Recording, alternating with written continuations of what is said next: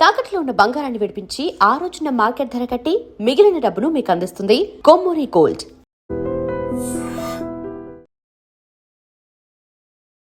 భారత రాజ్యాంగం, పార్లమెంటరీ ప్రజాస్వామ్యం, అలీన విధానం వీటన్నిటి నిర్మాణంలో నెహ్రూ పాత్రను ఇప్పుడు తక్కువ చేస్తున్నారా, ఉన్నట్లయినా చూపించే ప్రయత్నం చేస్తున్నారు సార్? నెహ్రూ అంటే ఆ రోజు ఫస్ట్ ఎలక్షన్స్లో అవును, ఆయనకు వ్యతిరేకంగా కూడా 30,000 ఓట్లు 40,000 ఓట్లు వచ్చాయండి. అంత జనాదరణ ఉన్న వ్యక్తి,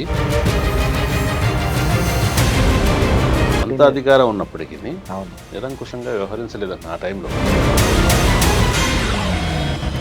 నెహ్రూ బోసుకు మధ్య కాంగ్రెస్ నాయకత్వానికి జరిగిన పోటీలో స్పర్ధలో గాంధీ నెహ్రూ వైపు ఉన్నాడు కాబట్టి, నెహ్రూ శత్రువు కాబట్టి. నిజంగా కాశ్మీర్ విషయంలో బీజేపీ వాళ్ళు పదే పదే రకరకాలుగా, అంటే నెహ్రూ వల్లనే కాశ్మీర్ సమస్య ఏర్పడింది, పటేల్ నిర్ణయం ప్రకారము అది జరిగి ఉంటే అసలు కాశ్మీర్ సమస్య ఉండేది కాదు భారతదేశానికి అని చెప్తున్నారు. కాశ్మీర్ వచ్చేసరికి అది పాకిస్తాన్కి భారతదేశానికి కూడా సరిహద్దే. 1947 కంటే ముందు కాశ్మీర్ ఎవరిది అనే ప్రశ్న చాలా అకాడమిక్ ప్రశ్న, ఎమోషనల్ ఊహాత్మక ప్రశ్న.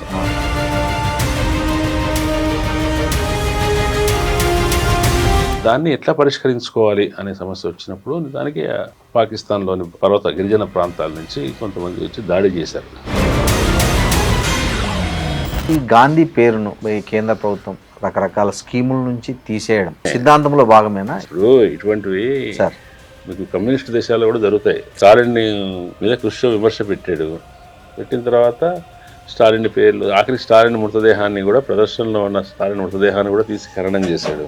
స్టాలిన్ పేర్లన్నీ తీసేశారు. ఎక్కడ పేపర్లో స్టాలిన్ అనే మాట రాకుండా చూశారు. డీస్టాలినైజేషన్ అన్నారు. మాటలు చరిత్రలో అతని పేరు లేకుండా చేయటం లేదు. ఇప్పుడు వీళ్ళు డీ గాంధీయైజేషన్, డీ నెహ్రూయైజేషన్ చేయడానికి ప్రయత్నిస్తున్నారు. ఈ మధ్య ఇంకా ఎక్కువ వినిపిస్తున్న పదం సనాతన ధర్మం. అసలు సనాతన ధర్మం అంటే ఏంటి సార్? సనాతనం అంటే శాశ్వతమైంది, నిరంతరమైంది అని అర్థం. ఒక్కొక్కళ్ళు ఒక్కొక్క అర్థంలో వాడుతున్నారు. కానీ సనాతనత్వం అనేది అందరికీ ఉంటుంది.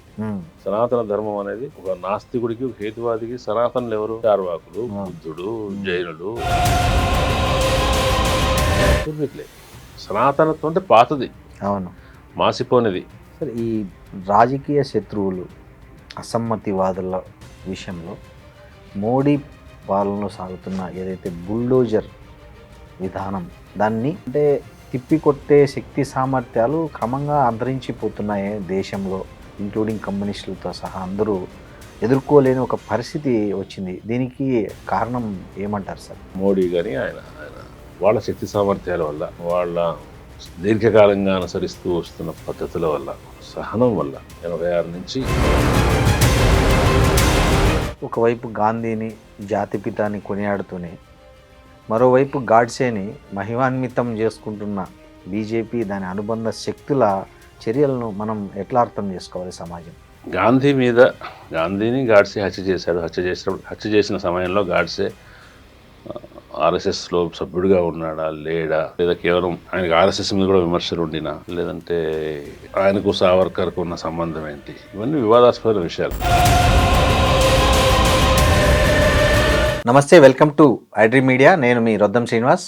దేశంలో బీజేపీ ప్రభుత్వం చరిత్రను వక్రీకరించే ప్రయత్నం చేస్తుందని, ముఖ్యంగా గాంధీ, నెహ్రూ, ఇందిరా గాంధీల పేర్లను, వాళ్ళ పేర్లతో చాలా అసత్యాలను ప్రచారం చేస్తుందని అటు కాంగ్రెస్ ఆరోపిస్తోంది. వామపక్షాలు కూడా చరిత్రపై జరుగుతున్న దాడిని పలు విధాలుగా ఖండిస్తున్నారు.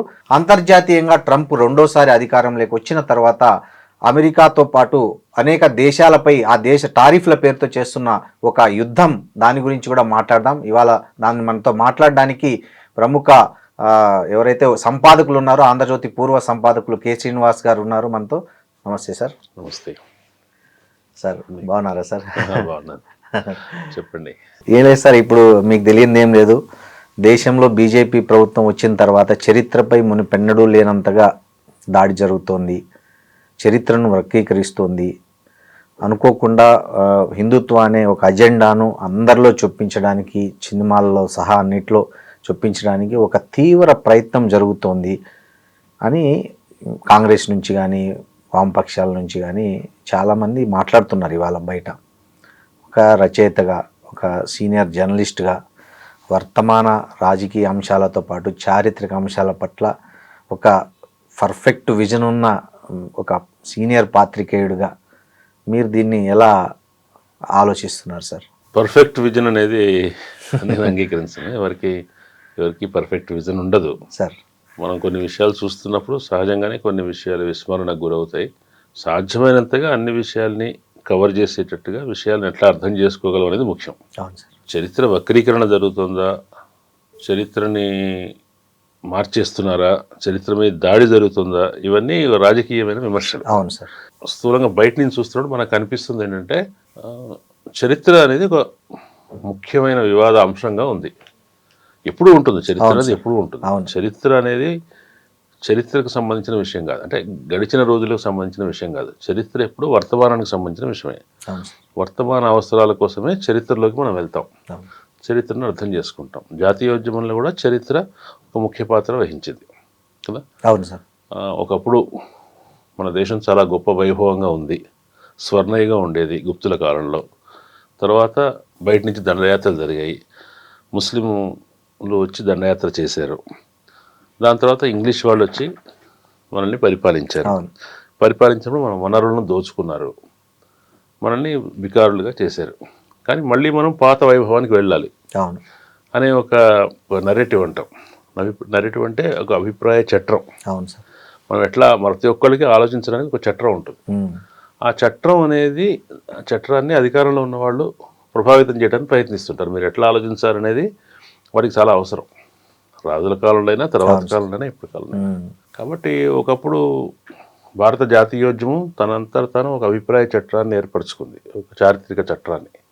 ఇది ఈ చరిత్ర నుంచి మనం ప్రేరణ పొందాలి, ఇటువంటి భవిష్యత్తు మనం సాధించుకోవాలి. దాని ప్రకారం జాతీయోద్యమం జరిగింది. జాతీయోద్యమాన్ని కాంగ్రెస్ నాయకత్వం వహించింది. కానీ కాంగ్రెస్ ఒక్కటే చేయలేదు జాతీయోద్యమం.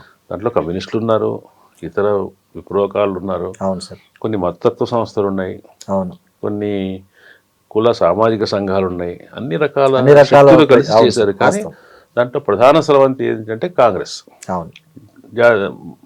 గాంధీ, నెహ్రూ, పటేల్ వీళ్ళ నాయకత్వం. కాబట్టి ఆ జాతీయోద్యమం ఒక చారిత్రక దృష్టిని నమ్మింది, ప్రచారం చేసింది. సహజంగానే స్వాతంత్రం వచ్చాక అదే చారిత్రక దృష్టి అనేది అధికారిక చరిత్ర దృక్పథంగా వచ్చింది. ఆ దృక్పథంతో బీజేపీ వాళ్ళకో, హిందూ మతత్వవాదులకో, వీళ్ళకు మాత్రమే కాదు, కమ్యూనిస్టులు కూడా విభేదం ఉంది. కమ్యూనిస్టులు కూడా గాంధీ, నెహ్రూ నాయకత్వంలో జాతీయోద్యమానికి అంత ప్రాముఖ్యం ఇవ్వకుండా విప్లవకారులు చేసిన దానికి ప్రాముఖ్యం ఇవ్వాలి కదా అని కమ్యూనిస్టులు అనుకునేవాళ్ళు.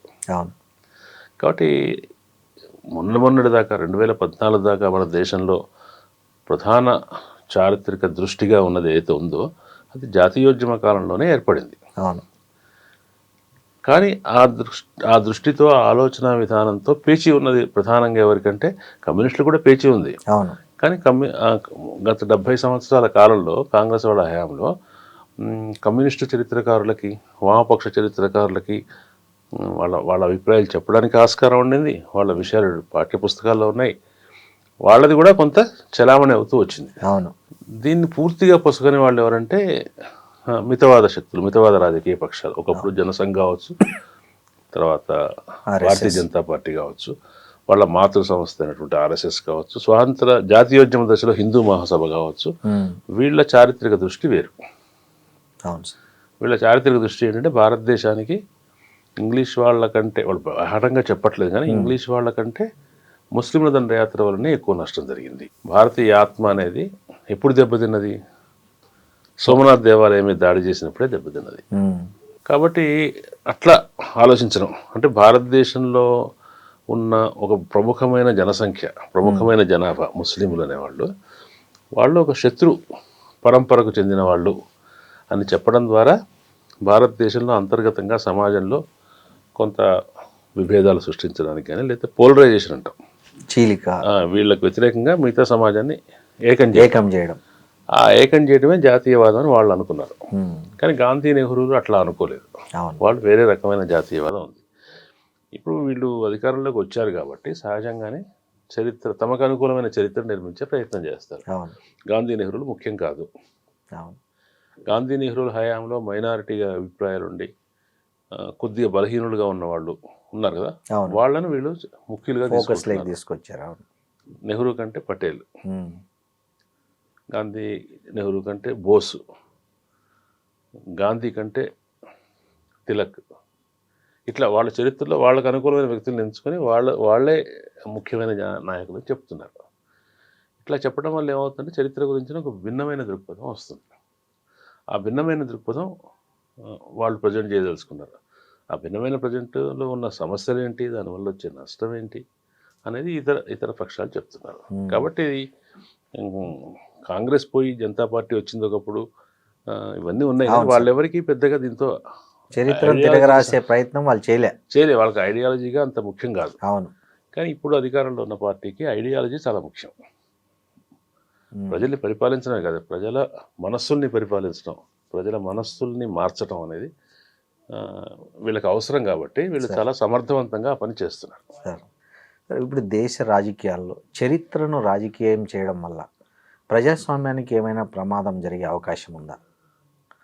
చరిత్ర ఎప్పుడు రాజకీయంగానే ఉంటుంది. చెప్పాను కదా, గతంలోని అంశాలు ఏవి వర్తమానంలో ముఖ్యం అవుతాయంటే వర్తమాన అవసరాల కోసమే కదా. అవును సార్. ఎందుకు బీజేపీ వాళ్ళు కానీ, వాళ్ళ మూల సంస్థల ఆర్ఎస్ఎస్ కానీ, హిందూ మతవాదులు కానీ, మితవాద పక్షాలు కానీ, వాళ్ళ దృష్టిలో చూడండి, రాణా ప్రతాప్ సింగ్ చాలా గొప్ప రాజు, శివాజీ గొప్ప రాజు ఇట్లా చెప్తారు. వాళ్ళు గొప్ప రాజులే, సందేహం భారతదేశం వాళ్ళే చెప్తున్నట్టుగా భారతదేశం ఎంత పెద్ద చరిత్రలో అశోకుడు ఎందుకు పెద్ద రాజు కాదు, సముద్రగుప్తుడు ఎందుకు పెద్ద రాజు కాదు, చంద్రగుప్తుడు ఎందుకు కాదు? ఎందుకంటే వాళ్ళెవరు ముస్లింలతో పోరాడలేదు. ఓకే. అశోకుడు భారతదేశం మొత్తాన్ని పరిపాలించినవాడు. అవును. సముద్రగుప్తుడు హయాంలో భారతదేశం స్వర్ణయుగం అయింది. అంటే విదేశీ వ్యాపారం పెరిగింది. స్వర్ణయుగం అంటేనే అదే మొత్తం అన్ని రకాలుగా ప్రాస్పెరిటీ వచ్చింది. కాళిదాసు లాంటి గొప్ప కవులు ఆ కాలంలో రాగలిగారంటే, ఒక గొప్ప సాహిత్య విలువలు ఉన్న కవి వచ్చాడంటే ఆ సమయంలో ఆ సమాజం చాలా సంపన్నంగా ఉందని అర్థం. అవును. విజయనగర సామ్రాజ్యంలో చూసాం, అష్టదిగ్గజాలు లాంటి కవులు ఉన్నారంటే అర్థమంటే ఆ కాలంలో సమాజం చాలా రిచ్గా ఉంది. మరి వాళ్ళని ఆదర్శంగా చెప్పకుండా ఎందుకు ఈ చిన్న చిన్న రాజులను చెప్తున్నారంటే, వాళ్లకు ఇన్స్పిరేషను ముస్లింలతో పోరాడిన రాజుల నుంచి కలగాలి సమాజంలో అనుకుంటున్నారు. అనుకోవటం వల్ల అది ప్రస్తుత వర్తమాన సమాజంలో విభజనకు ఉపయోగపడుతుంది కదా. నిజానికి శివాజీ విషయంలో కూడా వాళ్ళు రెండు భేదాలు ఉన్నాయి. శివాజీ నిజంగా తన యుద్ధాన్ని ముస్లింలతో చేశాడా అంటే ఔరంగజేబుతో చేశాడు, కానీ ముస్లింలతో చేస్తాననుకుని చేశాడా ఏదో ఒక రాజుతో చేశాడు కదా అని ఆలోచిస్తే, శివాజీ చూస్తే గోల్కొండ కుతుబ్ షాహీలతో చాలా సఖ్యంగా ఉండేవాడు. ఇక్కడికి వచ్చాడు హైదరాబాద్ చాలాసార్లు. తర్వాత ఆయన ఆంతరంగికుల్లో, ఆయన సైన్యాధికారుల్లో ముస్లింలు చాలామంది ఉన్నారు. అవును. ఆయన పోరాడిన హిందూ రాజులు చాలామంది ఉన్నారు. అవును. ఆయన ఢిల్లీలో ఎవరున్నా, ఔరంగజేబు కాక ఇంకే చక్రవర్తి ఉన్నా, హిందూ చక్రవర్తి ఉన్నా, పార్సీ చక్రవర్తి ఉన్నా, వాడు దేశం మీద దండయాత్ర చేసేవాడైతే ఎదిరించేవాడే. అంతేకాదు సార్. నిజానికి శివాజీకి ఇంకో కోణం ఉంది. శివాజీ క్షత్రియుడు కాదు అని, అతనికి పట్టాభిషేకం చేయడానికి బ్రాహ్మణులు అంగీకరించలేదని, అవును, రాకుండా అవమానించారని ఇటువంటి వర్షన్ కూడా ఉంది సార్. దాన్ని వాళ్ళ బహుజనవాదులు దాన్ని శివాజీ అనేది ఒక బహుజన రాజు అని వాళ్ళు చెప్తున్నారు. అంటే ఎవరు ఏ వర్షన్ తీసుకుంటారనేది వాళ్ళ వర్తమాన రాజకీయ సామాజిక అవసరాలను బట్టి ఉంటుంది. అవును. బహుజనులు వాళ్ళు ఆ యాంగిల్ నుంచి ఇన్స్పిరేషన్గా తీసుకుంటున్నారు. అట్లా కాదు, భారతదేశంలో అది ముస్లింల మీద ఒక వ్యతిరేకత కలిగించే ప్రేరణ ఇవ్వాలనుకుంటే శివాజీని ఒక ముస్లింల మీద పోరాడిన రాజుగా తీసుకుంటారు. కాబట్టి వర్తమాన అవసరాల నుంచే వస్తుంది. రాజకీయంగా చూడటం ప్రతి ఒక్కరు రాజకీయంగానే చూస్తారు. కానీ ఇవాళ మనకి ఎందుకు గ్లేరింగ్గా కనపడుతుందంటే, ఇవాళ ఈ 10 సంవత్సరాల నుంచి 11 సంవత్సరాల నుంచి ఈ ప్రభుత్వం చేసినంత కన్సిస్టెంట్గా, పట్టుదలగా చరిత్రను మార్చడం, చరిత్ర దృక్పథాన్ని మార్చే ప్రయత్నం చేయడం, ఉత్తగా మార్చి ఉపన్యాసాలు ఇవ్వడం కాదు. ఎక్కడ ఏ సోర్సెస్ నుంచి మనలో చరిత్ర అభిప్రాయాలు ఏర్పడతాయో ఆ సోర్సెస్ మీద గురి పెట్టారు. ఇంకా టెక్స్ట్ బుక్స్లో మార్చారు. సమాచార మాధ్యమాల్లో చర్చల్లో ఈ భావాన్ని ప్రచారం చేయడం ద్వారా చేశారు. అవును. ముఖ్యంగా ఈ డిజిటల్ మీడియా వచ్చిన తర్వాత దీని ద్వారా ఎక్కువగా ప్రచారం చేశారు. వాట్సాప్ ద్వారా ఎక్కువ ప్రచారం చేశారు. కాబట్టి ప్రజల రేడియో కార్యక్రమాలు, టీవీ కార్యక్రమాలు ద్వారా చేశారు. కాబట్టి ప్రజల అభిప్రాయాలను ఏవి తీర్చిదిద్దుతాయో ఆ మూలాల మీద వాళ్ళు దృష్టి పెట్టారు. కాబట్టి ఇంత పట్టుదలగా చేసిన ప్రభుత్వం ఇంకొకటి లేదు. అందువల్ల ఎప్పుడు ఇంతకాలం ఈ 70 సంవత్సరాలుగా ఈ భావజాల రంగంలో ఇటువంటి ప్రయత్నం లేదు కాబట్టి దాన్ని ఎదుర్కొనే వాళ్ళు కూడా తబ్బిపోతున్నారు. కాంగ్రెస్ కూడా దాన్ని ఎదుర్కోలేకపోతుంది. కాంగ్రెస్ కావచ్చు, లెఫ్టిస్టులు కూడా పూర్తిగా ఎదుర్కొంటారని చెప్పలేం. అవును. మీరు 2014లోనే ఒక సంపాదకీయం రాశారు ఆంధ్రజ్యోతిలో. ఈ ట్రెండ్ను మీరు పసిగట్టి మంద్రస్థాయి మహాయుద్ధం అని ఒక క్యాప్షన్ పెట్టి రాశారు. సో ఆ మంద్రస్థాయి మహాయుద్ధం ఇప్పుడు ఏ దశకు 11 సంవత్సరాలు 2014లో ఎట్లా ఉందో సార్ 2025లో 26లో అట్లా లేదు. అదే చాలా మార్పులు. చాలామంది మర్చిపోయిన విషయం, గుర్తించిన విషయం ఏంటంటే 2014లో నరేంద్ర మోడీ గారు ప్రధానమంత్రిని చేసిన బీజేపీ ప్రభుత్వం వచ్చింది కదా. అవును. ఆ సంవత్సరం ఎన్నికల్లో బీజేపీ ఇవాళ మనం అందరూ విమర్శిస్తున్నటువంటి మతతత్వ ప్రచారం ద్వారా అధికారంలోకి రాలేదు. అవును. కాంగ్రెస్ మీద తీవ్ర వ్యతిరేకత, కాంగ్రెస్ లోపాలు, అది మెయిన్ ఫోకస్. అప్పటి స్లోగన్ ఏంటి? అచ్చేదిన్. ఎస్, మంచి రోజులు. అవును. మంచి రోజులు తెస్తామని వచ్చారు వాళ్ళు. అవును. మంచి రోజులు ఏ నేపథ్యంలో తెస్తారు? ఆ రోజున పాలసీ పిరాలసిస్ అన్నారు. విధాన వైకల్యం, అవును, పరిపాలన వక్రత, తర్వాత అవినీతి, ఈ మూడుతో కునారిల్లుతున్నటువంటి యూపీఏ ప్రభుత్వంలో నుంచి మీకు విముక్తి కలిగించి మంచి రోజులు తీసుకొస్తాము అనేటువంటి నినాదంతో వచ్చింది. మీరు గమనిస్తే అప్పుడు ఈ మతత్వ అంశం అస్సలు లేవని కాదు, ఈ మతత్వ విభజన అంశాల పాత్ర శాతం చాలా తక్కువ. కానీ గ్రాడ్యువల్గా 2014 నుంచి 2000 క్రమంగా తమ అధికారాన్ని వాళ్ళు బలపరుచుకుంటూ వస్తున్న సమయంలో ఇది అంటే అధికారాన్ని పైనుంచి సంపాదించుకున్నారు. అవును. సంపాదించుకొని తమ అభిప్రాయాల్ని, భావాల్ని కిందికి పూర్తి వేళ్లలోకి ఇంకించేటట్టుగా ప్రయత్నం చేశారు. ఆ ప్రయత్నం చేస్తున్నప్పుడు ఇటు ప్రయత్నం జరుగుతుందని గుర్తించిన వాళ్ళు ఉన్నారు, గుర్తించకుండా ఆదమర్చిన వాళ్ళు ఉన్నారు. గుర్తించిన వాళ్ళకు శక్తి లేకపోతే ఏం చేయకపోయి ఉండొచ్చు, గుర్తించని వాళ్ళకు శక్తి ఉండి కొంతమంది గుర్తించలేకపోవచ్చు. కానీ ఒక సమయానికి వచ్చేసరికి ఏంటంటే ఇది చాలా పెద్ద విషయం, దీన్ని మనం ఫైట్ చేయలేము అనే స్థితికి వాళ్ళ వచ్చాం. మంద్రస్థాయి మహాయుద్ధం అనేది రకరకాల ఫ్రంట్స్లో అన్ని భారతదేశంలో అనేక రాష్ట్రాలు వాళ్ళ చేతుల్లోకి వచ్చాయి. కశ్మీర్ విషయంలో వాళ్ళు ఎప్పటి నుంచో చెప్తున్న విషయాన్ని వాళ్ళు 370 రద్దు చేశారు. రామాలయాన్ని నిర్మించారు. కామన్ సివిల్ కోడ్ కొన్ని రాష్ట్రాల్లో ప్రవేశపెడుతున్నారు. దాని గురించి బలమైన వాదన తీసుకొచ్చారు. ప్రజల ఆలోచన విధానాల్లో మొత్తం ఒక సమూలమైన మార్పు తీసుకొచ్చారు. అవును సార్, చాలా మంది చదువుకున్న వాళ్ళు, ప్రొఫెషనల్స్ కూడా ఇవాళ హిందుత్వ గురించి దీని గురించి మాట్లాడుతున్నారు. వాళ్ళు మాట్లాడుతున్న హిందుత్వ అని, ఆ ఐడియాలజీ పేరు హిందుత్వ అని వాళ్ళకి తెలియకపోయి ఉండొచ్చు.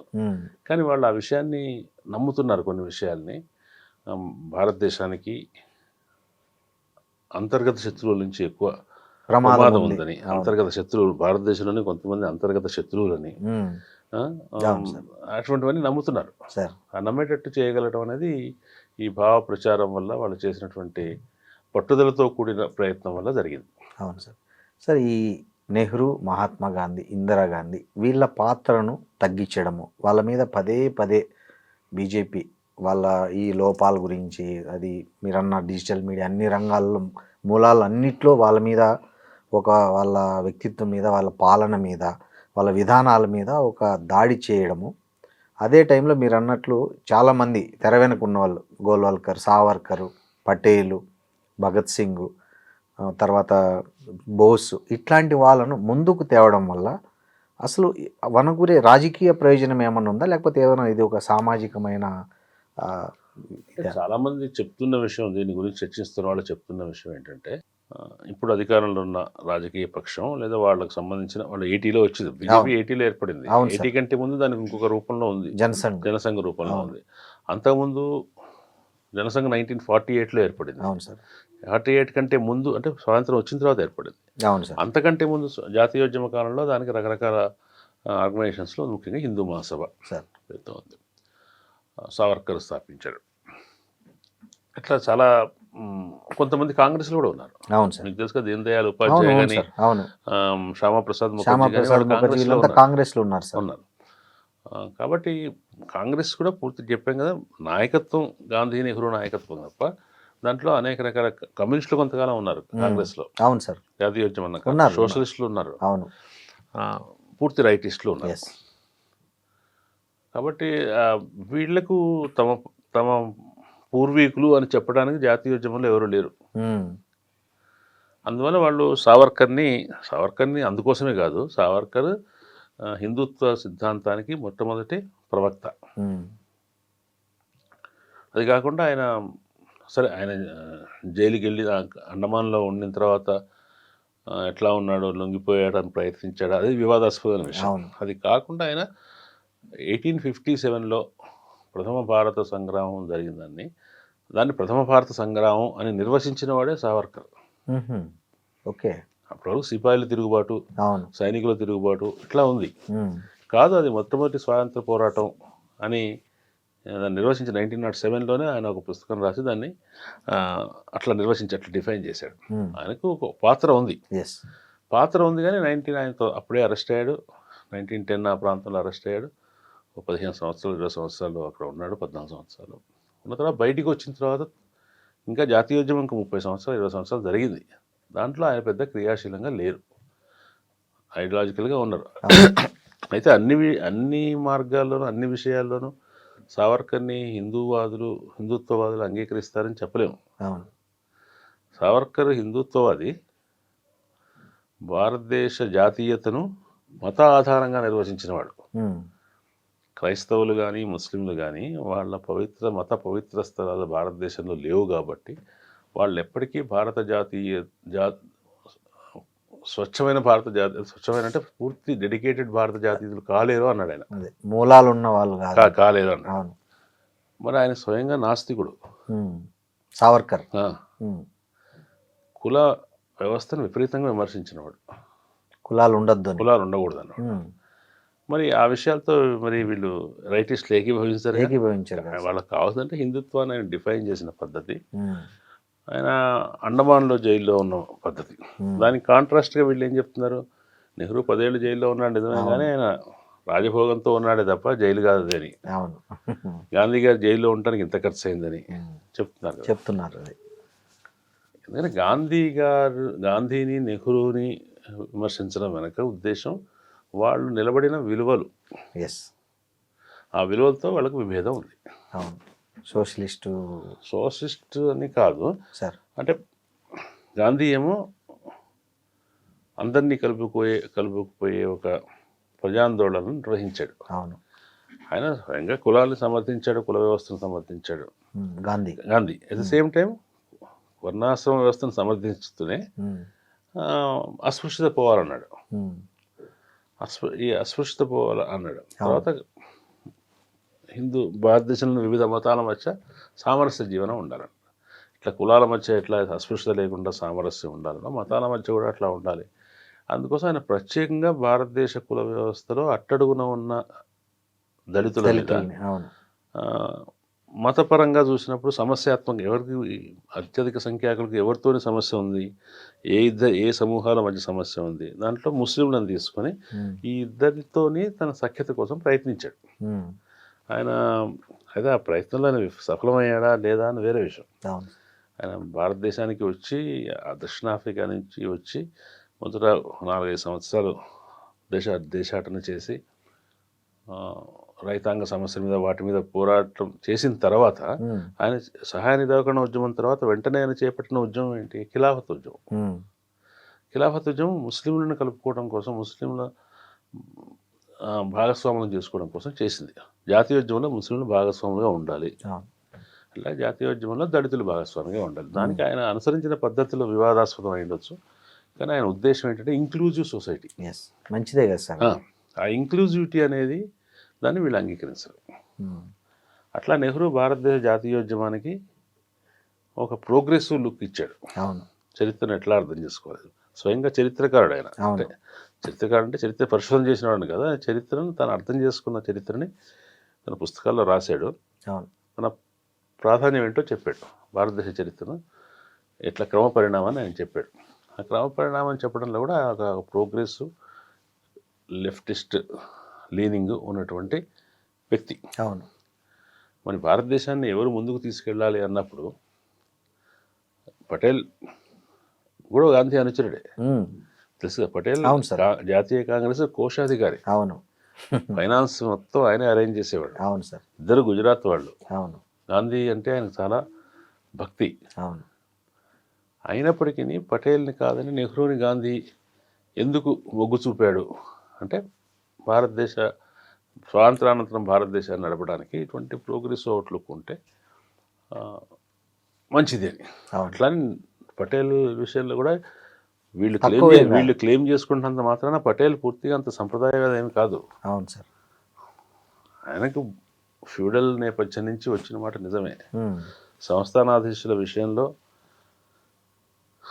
మొత్తం రాజ్యాంగ సభలో చర్చల్లో వాటిలో చూసినప్పుడు సంస్థానాధీశుల విషయంలో వాళ్ళ హక్కుల గురించి వాటి గురించి మాట్లాడిన మాట నిజమే. అసలుకి ఆయన అభిప్రాయంలో సంస్థానాధీశుల భారతదేశం వేరుగా ఉండాలి, అంటే ఒకటే భారతదేశంలో బ్రిటిష్ భారతదేశం వేరేగా ఉండాలి, రెండింటిని వేరేగా చేయాలనేటువంటి ఆలోచన కూడా ఆ రోజుల్లో వచ్చింది పటేల్కి. అంటే పటేల్కి కాదు, అట్లా ఉంది అట్లా భారతదేశం. అవును సార్.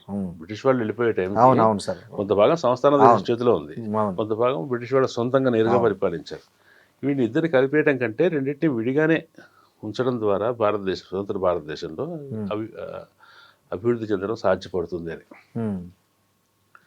అట్లాగే ఆయన ఆర్ఎస్ఎస్ని తెలుసు కదా, గాంధీ హత్య తర్వాత ఆర్ఎస్ఎస్ నిషేధించాడు. ఆర్ఎస్ఎస్ విషయంలో ఆయన అభిప్రాయాలు చెప్పాడు, దీన్ని అంగీకరించలేమని.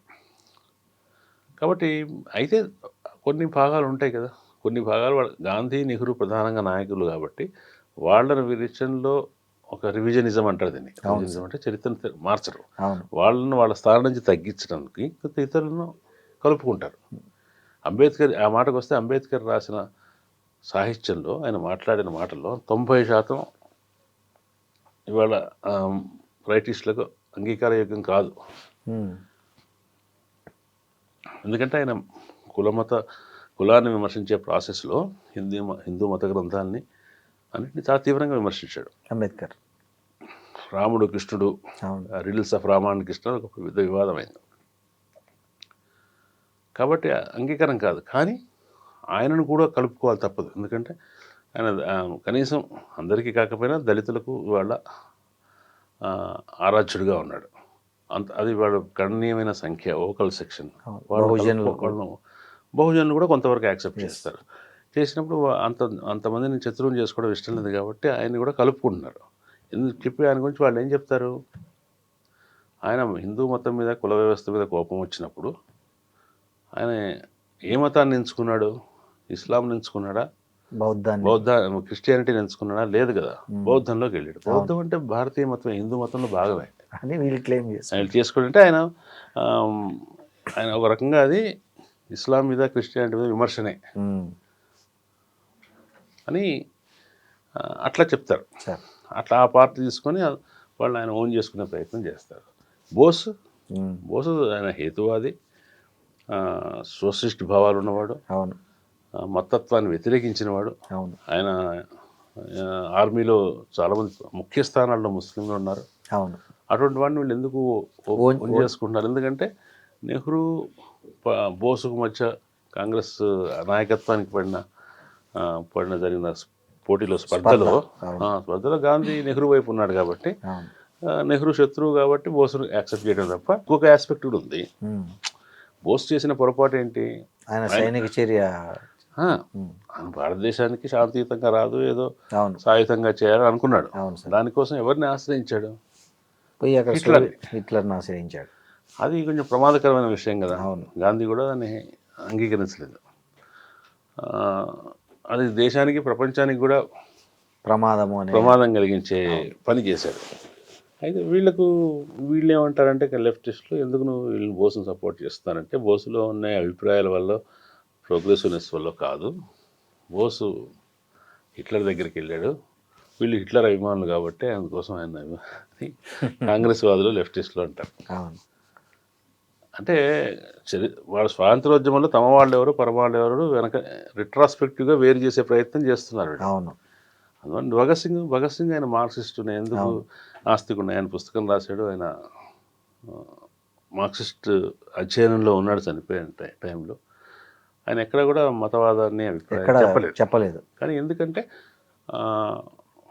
అతను వాయిలెంట్ పద్ధతిలో హింసాత్మక పద్ధతిలో చర్యలు చేశాడు.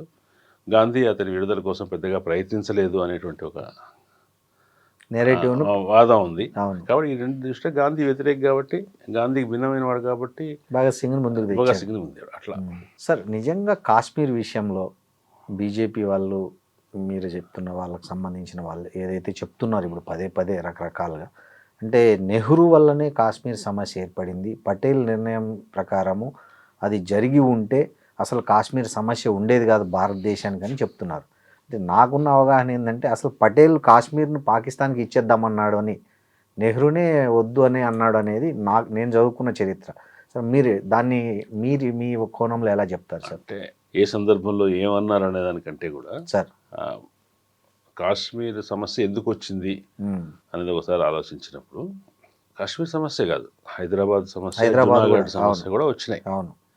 ఎందుకు వచ్చింది అంటే భారతదేశంలోని వివిధ సంస్థానాలు, సామంతరాజులు వివిధ సంస్థానాలు ఉన్నారో వాళ్ళు బ్రిటిష్ వాళ్ళ పారమౌంట్సే అంటారు. అవును. పరమాధికారం కింద ఉండినటువంటి సంస్థానాధీశులు మీరు భారతదేశంలో కలిసిపోవచ్చు, అవసరమైతే స్వతంత్రంగా ఉండొచ్చు, లేదంటే పాకిస్తాన్లో కలవచ్చు అనేటువంటి ఆప్షన్ ఆ రోజున చర్చల్లో బ్రిటిష్ వాళ్ళు చెప్పారు.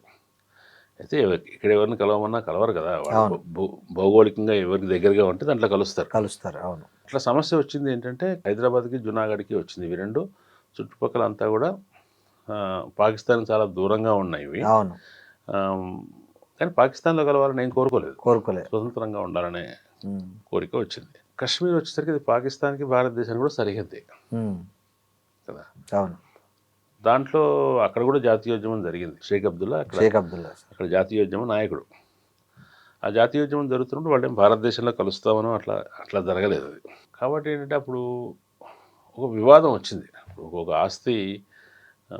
ఆస్తి పంపకంలో అన్నదమ్ముల మధ్య ఏదో ఒక వివాదం వస్తుంది. వివాదం ఎందుకు వస్తుందంటే అది ఇంతకుముందు ఇద్దరు తమది అనుకున్నారు కాబట్టి. 1947 కంటే ముందు భారతదేశం పాకిస్తాన్ లేవు సార్.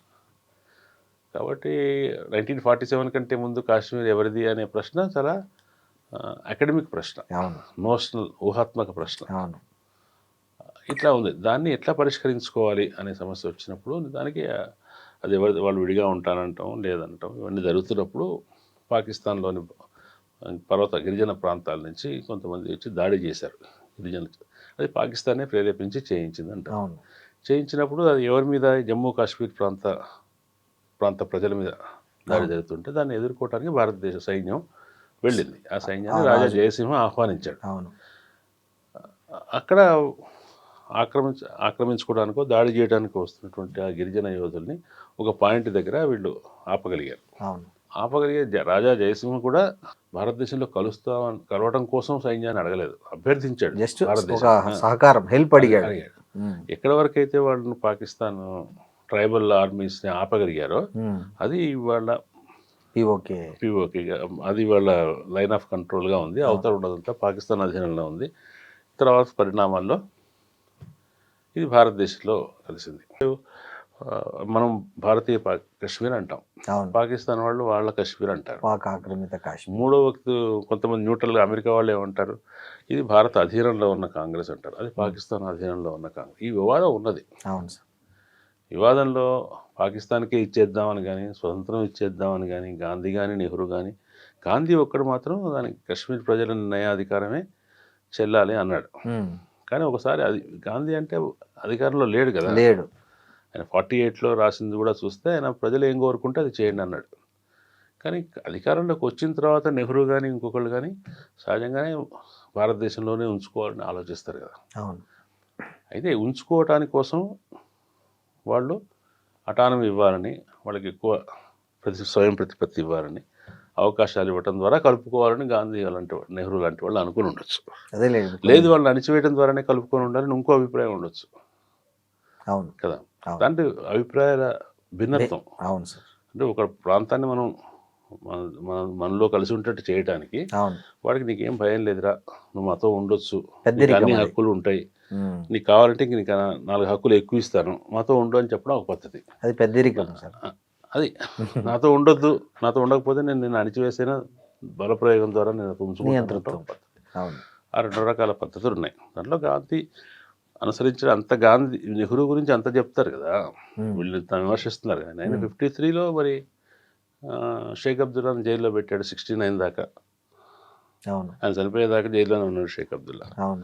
మళ్ళీ తర్వాత కాలంలో కూడా ఇందిరాగాంధీ హయాంలో కూడా 74, 75 దాకా ఆయన జైల్లోనే ఉన్నాడు. కాబట్టి ఇందిరాగాంధీ అయినా నెహ్రూ అయినా కాశ్మీర్ విషయంలో ఇవాళ కాశ్మీర్లో వేర్పాటువాదులు కానీ, స్వతంత్రవాదులు కానీ, పాక్ అనుకూలవాదులు కానీ వాళ్ళ ఆకాంక్షలకు అనుకూలంగా ఎవరూ లేరు, ఉండే అవకాశమే లేదు. అవును. పైగా వాళ్ళకున్న స్వయం ప్రతిపత్తిని తగ్గిస్తూ వచ్చారు. వీళ్ళు 370 2018లో 19లో చేశారు. కానీ అవును. కశ్మీర్ భారతదేశంలో భాగమైనప్పుడు అక్కడ వాళ్ళకు ఉన్నటువంటి ప్రతిపత్తి ఈ 60-70 ఏళ్ల కాలంలో క్రమంగా తగ్గుతూ వచ్చింది. తెలుసు కదా. ఒకప్పుడు కాశ్మీర్ ముఖ్యమంత్రిని ప్రధానమంత్రి అనేవాళ్ళు. అవును సార్. భారతదేశంలో ఉండగానే. అవును. అటువంటి చాలా ఉండేవి. అవన్నీ క్రమక్రమంగా పోతూ వచ్చాయి. కాబట్టి నెహ్రూ మీద అటువంటి ఆరోపణ చేయడం అనేది సరైనది కాదు. అది వాళ్ళ పర్సెప్షన్, వాళ్ళ దృక్పథం అనేది భారతదేశం స్వాతంత్రం వచ్చిన తర్వాత భారతదేశాన్ని సకల జనాలు కలిసి ఉండేటట్టుగా ముందుకెళ్ళాలి అనటం కోసం వాళ్ళు సెక్యులరిజాన్ని ఒక విలువగా అనుకున్నారు. దాన్ని వాళ్ళకు లీనియన్స్ ఇవ్వటం గానో లేదా వాళ్ళకి ఎక్కువ మేలు చేయటం గానో వీళ్ళు వ్యాఖ్యానిస్తున్నారు. సార్, ఈ మధ్య ఈ నెహ్రూ మీద ఇంకోటి ఏంటంటే, నెహ్రూ వెస్ట్కు బానిస, మన విదేశాంగ విధానం అంతా నెహ్రూ వల్లనే మొత్తం ఇదైపోయింది అనే ఒక ప్రధానమైన ఆరోపణ కూడా బీజేపీ శక్తులు. చెప్పాం కదా, ఒకటి మొదలైతే మొత్తం అంతా కూడా దాని అంటారు సార్. అంటే నెహ్రూ ఆయన జీవన సరళి కూడా వాళ్ళకి విమర్శన అవుతుంది. ఆయన చాలా సంపన్నుడు. వాళ్ళ నాన్న చాలా పెద్ద, ఆ రోజుల్లో దేశంలో చాలా ఎక్కువ సంపాదించే లాయరు. అవును. సాంప్రదాయకంగా కూడా వాళ్ళు ధనవంతులు. కాబట్టి ఆయన జీవితం లగ్జరీస్గా ఉంటుంది. కాబట్టి అది ఎట్లాగో ఇప్పుడు గాంధీని ఎట్లా ఆయన చొక్కా లేకుండా సింపుల్గా ఉంటే జనం యాక్సెప్ట్ చేస్తున్నారో, మిగతా నెహ్రూ విషయంలో కొంచెం డిస్టెన్స్ కూడా ఉంటుంది మనకి చూసినప్పుడు. గౌరవం ఉంటుంది కానీ ప్రేమ ఉండటం కష్టం. కాబట్టి ఆ డిస్టెన్స్ను ఆధారం చేసుకొని ఆయన చాలా లావిష్గా బతికినవాడు, వెస్ట్రన్ కల్చర్ అంటే ఇష్టం, స్త్రీలతో ఎక్కువ స్నేహంగా ఉండేవాడు. ఇటువంటివన్నీ కూడా అతని మీద ఒక దురభిప్రాయం కలిగించడానికి ఈ నెరేటివ్ను స్ప్రెడ్ చేస్తున్నారు. వాటిని ఇంతకుముందు అట్లా మనం అర్థం చేసుకోలేదు వాటిని. ఒకప్పుడు మరి ఆయన నాకు ఇది రాత్రిపూట టీ పెట్టుకోవడానికి అగ్గిపెట్టి దొరకకపోతే ఆ రోజుల్లో రూపాయి నోట్లు, 100 రూపాయల నోట్లను తగలబెట్టి ఆ మంటతో టీ పెట్టుకున్నాడని మనం చిన్నప్పుడు చదువుకున్నాం కదా. ఆ చదువుకున్నప్పుడు మేమేమనుకున్నాం, అంత డబ్బు ఉన్నవాడు కూడా స్వాతంత్రోద్యమానికి వచ్చి ఇంత సంవత్సరం జైల్లో ఉన్నాడు కదా అనుకున్నాం. అవును, అంతే కదా సార్. అవును, న్యాచురల్గా ఆలోచించేది. కానీ ఇప్పుడు అర్థం చేసుకునే పద్ధతి వేరుగా ఉంటుంది. అయితే భారత రాజ్యాంగం, పార్లమెంటరీ ప్రజాస్వామ్యం, అలీన విధానం, వీటన్నిటి నిర్మాణంలో నెహ్రూ పాత్రను ఇప్పుడు తక్కువ చేస్తున్నారా, ఉన్నట్లయినా చూపించే ప్రయత్నం చేస్తున్నారా సార్? మీకేమనిపించింది సార్? నవభారతదేశం ఎట్లా వెళ్ళాలి అనే విషయంలో జాతీయోద్యమం ఆకాంక్షలు ఒక రకంగా ఉన్నాయి, గాంధీ అనుకున్నది ఒక రకంగా ఉంది. ఆ రెండింటిని సమన్వయం చేస్తూ నవభారత ప్రయాణాన్ని ఆయన ప్రారంభించాడు. అంటే భారతదేశం పరాధీనత నుంచి స్వతంత్రతలోకి చేసిన ప్రయాణం నెహ్రూ ఆధ్వర్యంలో మొదలైంది. ట్రిస్ట్ విత్ డెస్టినీ అన్నాడు.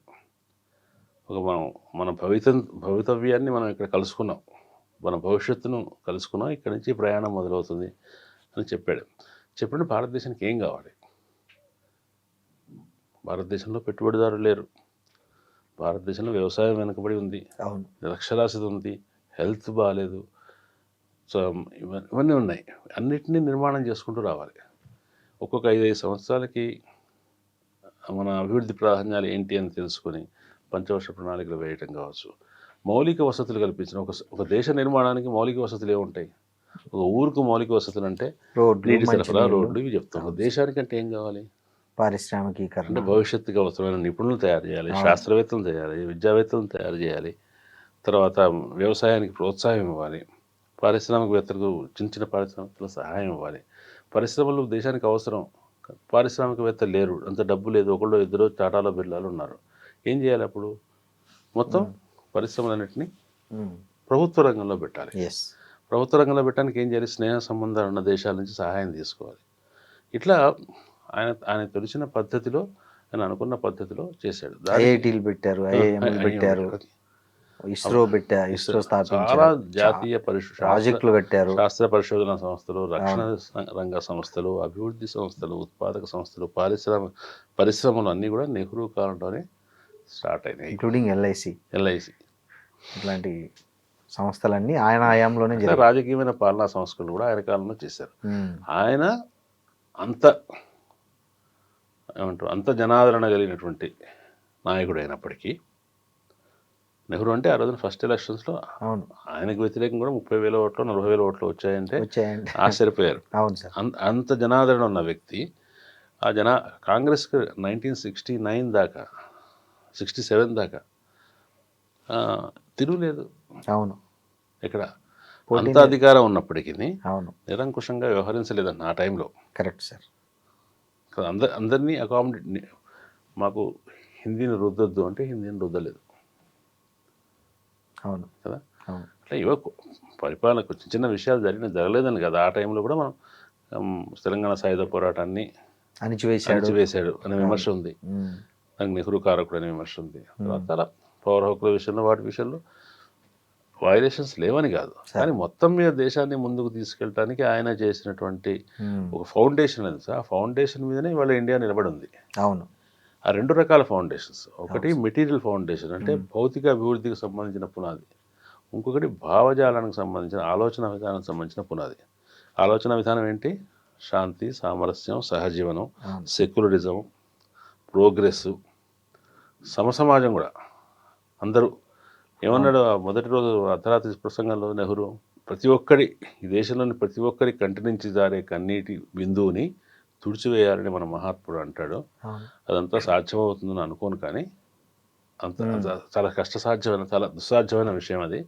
కానీ సాధ్యమైనంత వరకు మనం మనుషుల దుఃఖాన్ని నివారించడానికి ప్రయత్నిస్తూ ఉండాలి. అదొక సంకల్పం. ఇవాళ ప్రభుత్వాలు ఆ విషయం మాట్లాడుతున్నారు, అసలు మాట్లాడట్లేదు సార్ కదా. మీ ఆత్మాభిమానం చెప్తున్నారు, మీ వైభవం చెప్తున్నారు, మీ దేవుణ్ణి ఉద్ధరిస్తామని చెప్తున్నారు, కానీ మీకు దరిద్రం లేకుండా, మీకు దుఃఖం లేకుండా చేస్తున్నాం చెప్పట్లేదు.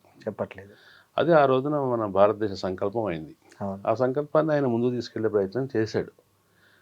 రెండు రకాల ఫౌండేషన్ కదా, అభిప్రాయాలకు సంబంధించింది, భౌతిక అభివృద్ధి సంబంధించింది. ఈ రెండింటిని దెబ్బతీసే ప్రయత్నం జరుగుతుంది, రెండింటిని కాదనే ప్రయత్నం జరుగుతుంది. ఒకవైపు గాంధీని జాతిపితాని కొనియాడుతూనే మరోవైపు గాడ్సేని మహిమాన్వితం చేసుకుంటున్న బీజేపీ దాని అనుబంధ శక్తుల చర్యలను మనం ఎట్లా అర్థం చేసుకోవాలి సమాజం? గాంధీని గాడ్సే హత్య చేసిన సమయంలో గాడ్సే ఆర్ఎస్ఎస్లో సభ్యుడిగా ఉన్నాడా లేడా, లేదా కేవలం ఆయనకు ఆర్ఎస్ఎస్ మీద కూడా విమర్శలు ఉండినా, లేదంటే ఆయనకు సావర్కర్కు ఉన్న సంబంధం ఏంటి, ఇవన్నీ వివాదాస్పదమైన విషయాలు. గాంధీ హత్య కేసు సావర్కర్ మీద కూడా పెట్టారు, కానీ తీసేశారు, కొట్టేశారు. అది పెద్ద ఇంపార్టెంట్ కాదు. భౌతికంగా మనిషిని నిర్మూలించడం అనేది అది వ్యక్తిగా చేశాడా, ఒక సంస్థగా చేశాడా, ఆ సంస్థకి ఏం సంబంధం ఉందనేది. దానికంటే కూడా గాంధీ ఎందువల్ల హత్యకు గురయ్యాడు, మనకు కూడా ఆయన అనుసరించిన పద్ధతి మీద కొంత అభ్యంతరం ఉండొచ్చు, కానీ అట్లా చేస్తే అవుతుందా అనిపించవచ్చు. దేశ విభజన స్వాతంత్రం వచ్చిన రోజున ఆయన కలకత్తాలో ఉన్నాడు. 1947 ఆగస్ట్ 14, 15 నైట్ ఎక్కడ ఉన్నాడు? కలకత్తాలో ఉన్నాడు. ఎక్కడ? మత కలహాలు జరుగుతున్న ప్రాంతంలో మధ్యలో ఒక ఇంట్లో కూర్చొని నిరాహార దీక్ష చేస్తున్నాడు. ఆయన మత కలహాలను ఏమన్నాడు? ఇది మనిషిలోని విషపూరిత స్వభావం, దీన్ని మనిషి జయించాలి, నాకు చాలా బాధేస్తుంది, మనుషులు ఇట్లా చంపుకోకూడదు అని నేను అక్కడే ఆ ప్రాంతం ఎక్కడైతే జరుగుతుందో అక్కడికి వెళ్ళి కూర్చున్నాడు. అటు ముస్లింలు ఇటు హిందువులు ఎవరైనా కూడా రాయిట్స్లో పాల్గొంటున్న వాళ్ళు ఎవరైనా సరే ఆయన జోలికి వెళ్ళే ధైర్యం లేదు. ఆయన ఒక నైతిక శక్తిగా నేను అక్కడ నిలబడ్డాను అనుకుంటున్నాను.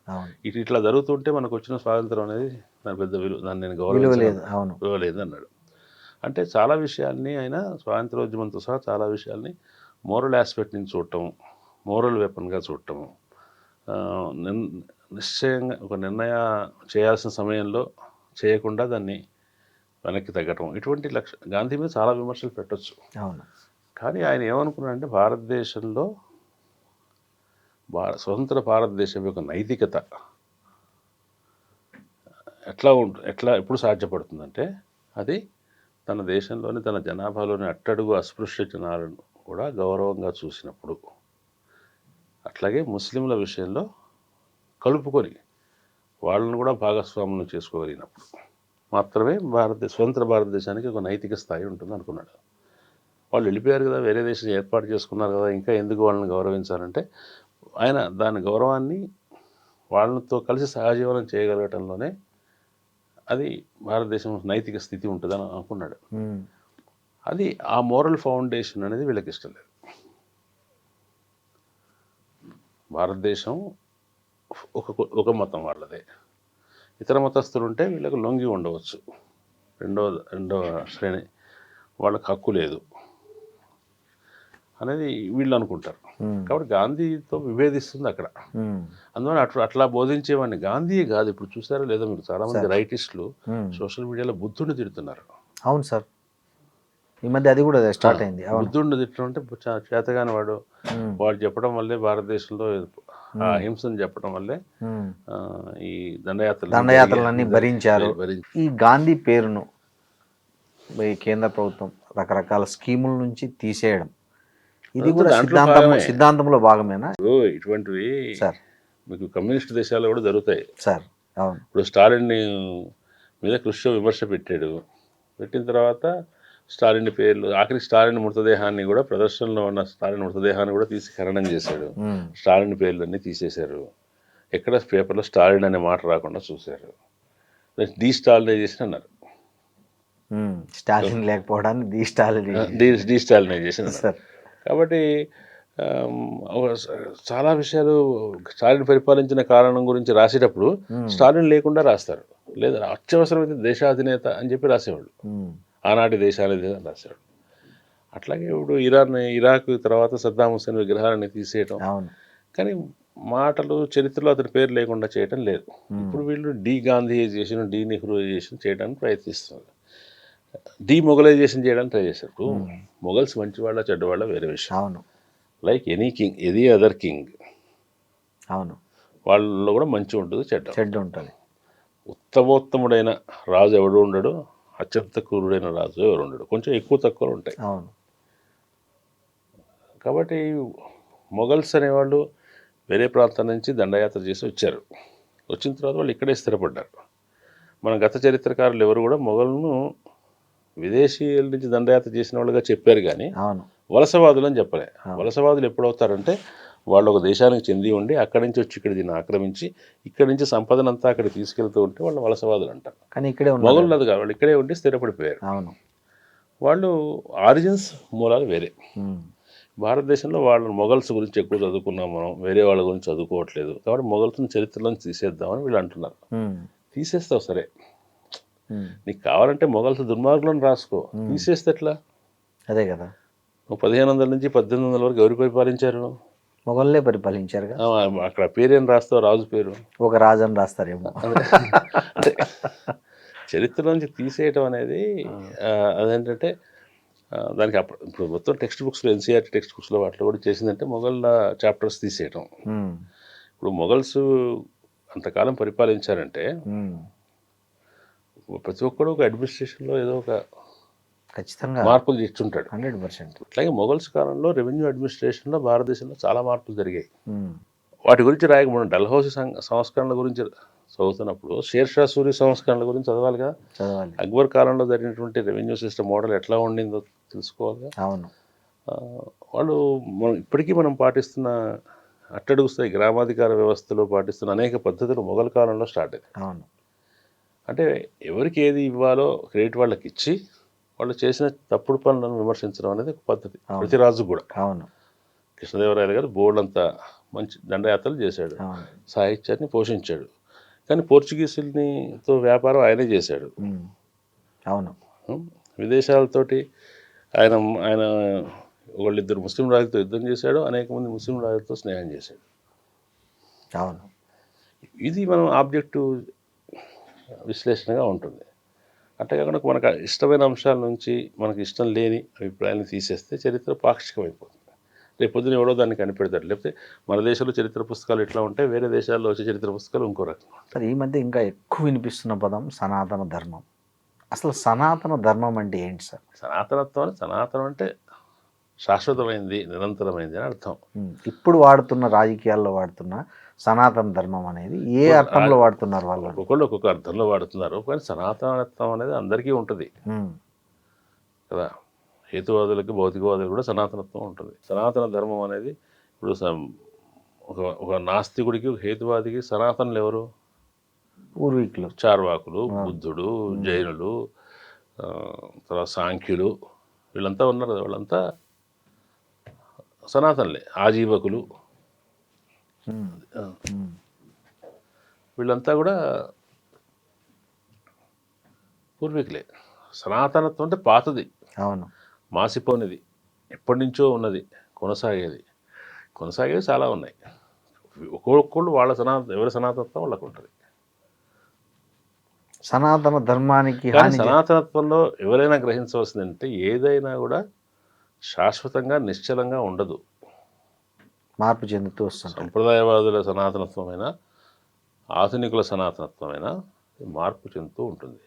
ఎప్పుడూ శాశ్వతంగా ఒకటే కొనసాగటం ఉండదు. మనం ఏం చెప్తామంటే కొన్ని శాశ్వతమైన మానవ విలువలు ఉంటాయని చెప్తాం. అంటే వాటి విషయంలో మనం కొంత కన్సెషన్ ఇవ్వచ్చు. ప్రేమ, అభిమానం, వాత్సల్యము, స్నేహము, దుఃఖము, ఇవి మనుషులు మానవజాతి పుట్టినప్పటి నుంచి. దీంట్లో కూడా చాలా విషయాలు మానవుడు నాగరికత సంపాదించుకున్న తర్వాత అలవరుచుకున్నవే. అవును. ప్రేమ అనేది ఆదిమ దశలో లేదు. అవును కదా. అవును.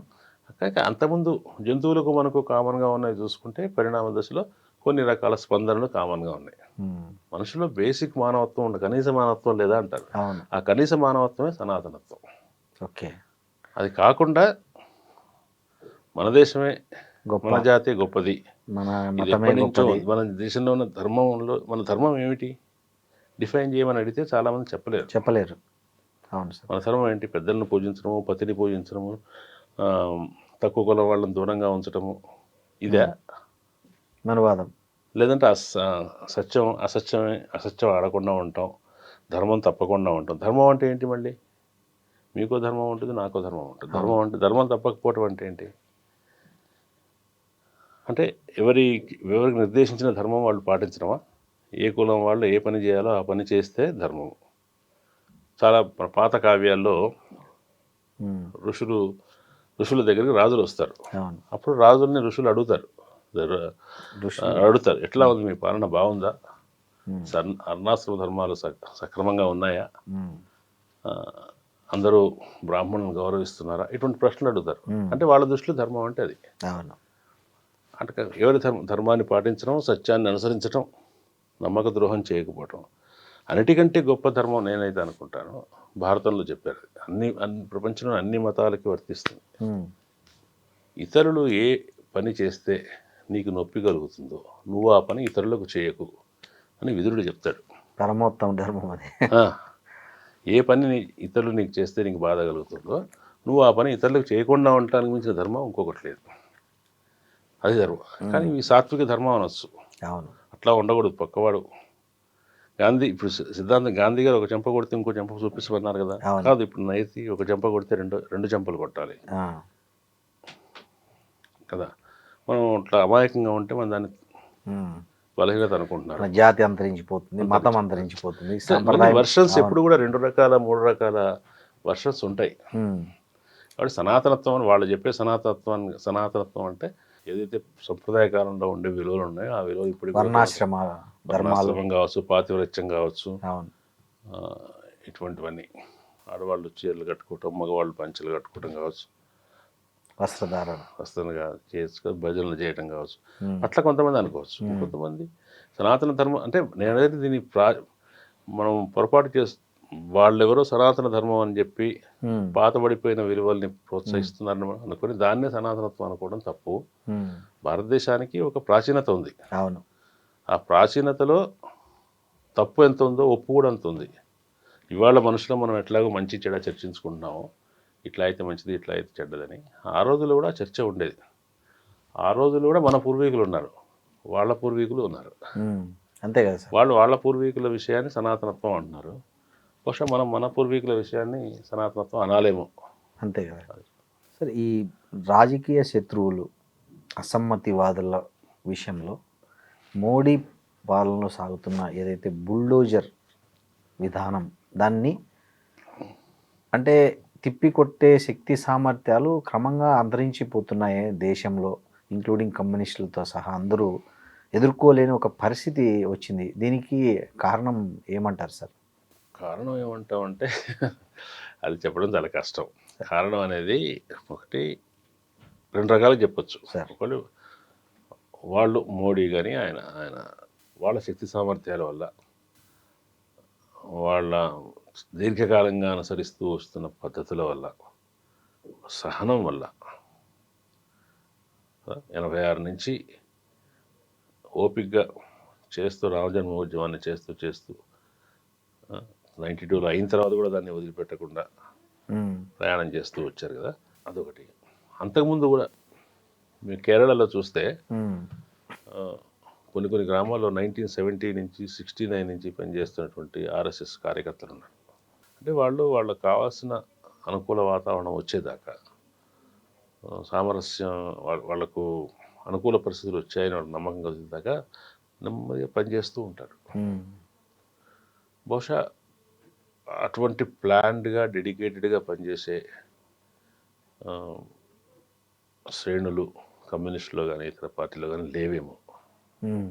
కమ్యూనిస్టులో ప్రాణాలు ఇవ్వడానికి కూడా సిద్ధపడేవాళ్ళు, ప్రాణాలు తీయడానికి కూడా సిద్ధపడేవాళ్ళు, ఇటువంటి అడ్వర్స్ కండిషన్స్లో అయినా ఉండటానికి ఇష్టపడేవాళ్ళు ఉన్నారు. కానీ ఇంత ఓపిక లేదేమో అనిపిస్తుంది. ఓకే, ఆ కన్సిస్టెన్సీ వాళ్ళకున్నంత ఓపిక మిగతా ఈ సెక్షన్స్ లేదు. అది ఒక సబ్జెక్టివ్ కారణం. అంటే ఈ శ్రేణులకు అంత విజయం ఎందుకు వచ్చిందంటే ఇప్పుడు కూడా వాళ్ళు చాలా మెటిక్యులస్గా వాళ్ళు అనుసరించిన పద్ధతులు కరెక్ట్ తప్పు చెప్పట్లేదు, కరెక్ట్ కాకపోవచ్చు. కానీ వాళ్ళు ఒక రాష్ట్ర ఎన్నికల మీద వాళ్ళ యంత్రాంగం పెట్టే దృష్టి, పెట్టే టైం, ఆలోచన, చేసే వ్యూహరచన చాలా మెటిక్యులస్గా ఉన్నాయి. కాబట్టి ఎవరికి సమర్థత ఉందో వాళ్ళు గెలుస్తారు అనే సూత్రం అనుకుంటే వాళ్ళు గెలవటం సహజమే. ఇంకా కొంతకాలం కూడా గెలుస్తారు. అది కాకుండా ఆబ్జెక్టివ్ కండిషన్స్ కూడా ఉన్నాయి సార్. ఒకటి కాంగ్రెస్ ప్రభుత్వ వైఫల్యం, కమ్యూనిస్టులు ఇతర సమాజంలో పనిచేసే వాళ్ళ వైఫల్యం, వాళ్ళు సమాజ వాస్తవికతను గుర్తించడంలోనూ, ప్రజల్ని మేల్కొల్పడంలోనూ, వాళ్ళ పోరాట కార్యక్రమాలకి తగిన విధంగా దాన్ని మార్చుకోవడంలోనూ వాళ్ళు అలసత్వం చూపించారు, నిర్లక్ష్యం చూపించారు, లేదంటే వాళ్ళు కొట్టుకుపోయారు. అందువల్ల అకస్మాత్తుగా ఇది ముంచుకొచ్చేసరికి ఇంత ఉందా అంటే ఈ రైటిస్ట్ ప్రభంజనం అనేది మనసుని తాకింది, బుద్ధిని తాకింది. వాళ్ళకు దాంట్లో ఉన్న తర్కం నచ్చింది. ప్రతి ఒక్కటి తర్కం. వీళ్ళు సెక్యులరిస్టులు ఎప్పుడు హిందూ మతత్వవాదులనే తిడతారు, హిందూ మతోన్మాదాన్ని తిడతారు, ముస్లిం మతోన్మాదాన్ని తిట్టరు, క్రైస్తవుల్ని అనరు. కాబట్టి వీళ్ళు పక్షపాతులు. ఇటువంటి వాళ్ళు చెప్తున్నారు కదా, ఆ చెప్పడంలో ఉన్న లాజిక్ కూడా జనానికి బాగా నచ్చింది. నచ్చడానికి కారణం ఇంతకాలం వీళ్ళు ఇతరులు ఇవేపు వాళ్ళు చెప్తున్న దాంట్లో కూడా లోపం ఉండటం ఒకటి, ఆచరణ క్రమంగా నిస్సారమైపోయి కేవలం వాదన మిగలటం వల్ల కూడా జనం ఈ వాదన నుంచి ఈ వాదన వైపు మళ్ళారు. ఇటువంటివి కూడా ఉన్నాయి. ఇక వీటికి బయట ఉన్న కారణాలు చూస్తే ఆర్థిక పరిస్థితుల్లో, సంబంధాల్లో వచ్చిన మార్పులు, జాతీయవాదం ఇంతకుముందున్న రూపంలో కాకుండా ఇంకా మరింత ఉధృతమైన రూపంలో అవసరం కావటం. జాతీయవాదం ఉధృతం అయితే తప్ప పెట్టుబడిదారులకు, కార్పొరేట్లకు అనుకూలత ఏర్పడదు, సానుకూల పరిస్థితి ఉండదు అనే స్థితి రావటం వల్ల ఈ రెండు కలగలిసినాయి. దేశమంతా అంటే తిరుగులేని అధికారం, రాజకీయ అధికారం రావాలంటే ప్రజల్లో పోలరైజేషన్ ఉండాలి. ఇంతకుముందు లాంటి తిరుగులేని అధికారం కాదు, నెహ్రూ కాలం నాటి తిరుగులేని అధికారం కాదు, అవును. ఈవెన్ ఇందిరాగాంధీ కాలం నాటి తిరుగులేని అధికారం కూడా ఒక నియంతత్వాన్ని దారితీసి ఎమర్జెన్సీ వచ్చింది. కానీ అవును. ఆమె ప్రజల్లో ఒక రకమైన భావజాలాన్ని వ్యాపింపజేయడానికి ప్రయత్నం చేయలేదు. చేయలేదు. వీళ్ళకి ఏంటంటే వీళ్ళు తమ అధికారాన్ని సుస్థిరం చేయాలని దీర్ఘకాలం పాటు ఉంచుకోవాలనుకుంటున్నారు కాబట్టి భావజాలం మీద దృష్టి పెట్టారు. దీనికి అంటే ఈ ఎల్పిజి సంస్కరణ యుగం తర్వాత, ప్రపంచ ఆర్థిక వ్యవస్థలో వచ్చిన మార్పుల తర్వాత దాని నెక్స్ట్ స్టెప్లోకి ఆర్థిక సంస్కరణ వెళ్ళాలంటే అవి సహజంగానే ప్రజలకు చాలా వ్యతిరేకతను కలిగించే దిశలో ఉంటాయి. ప్రజలు దాన్ని ఆమోదించరు, ప్రజలకు నష్టం కలిగే స్థితిలో ఉంటాయి. కానీ ప్రజలు వాటిని ఆమోదించాలంటే, అటువంటి వాటిని ఆమోదించాలంటే ప్రజలు వేరే వైపు నుంచి ఈ ప్రభుత్వాలకు మద్దతు ఇవ్వాలి. ఎట్లా వైపు నుంచి మద్దతు ఇస్తారంటే ఈ ధార్మికమైన, అస్తిత్వపరమైన, లేదంటే ఈ జాతీయవాదం నుంచి ఈ ప్రభుత్వానికి మద్దతు వస్తుంది. కాబట్టి ఆ మద్దతు ఆధారంగా వాళ్ళు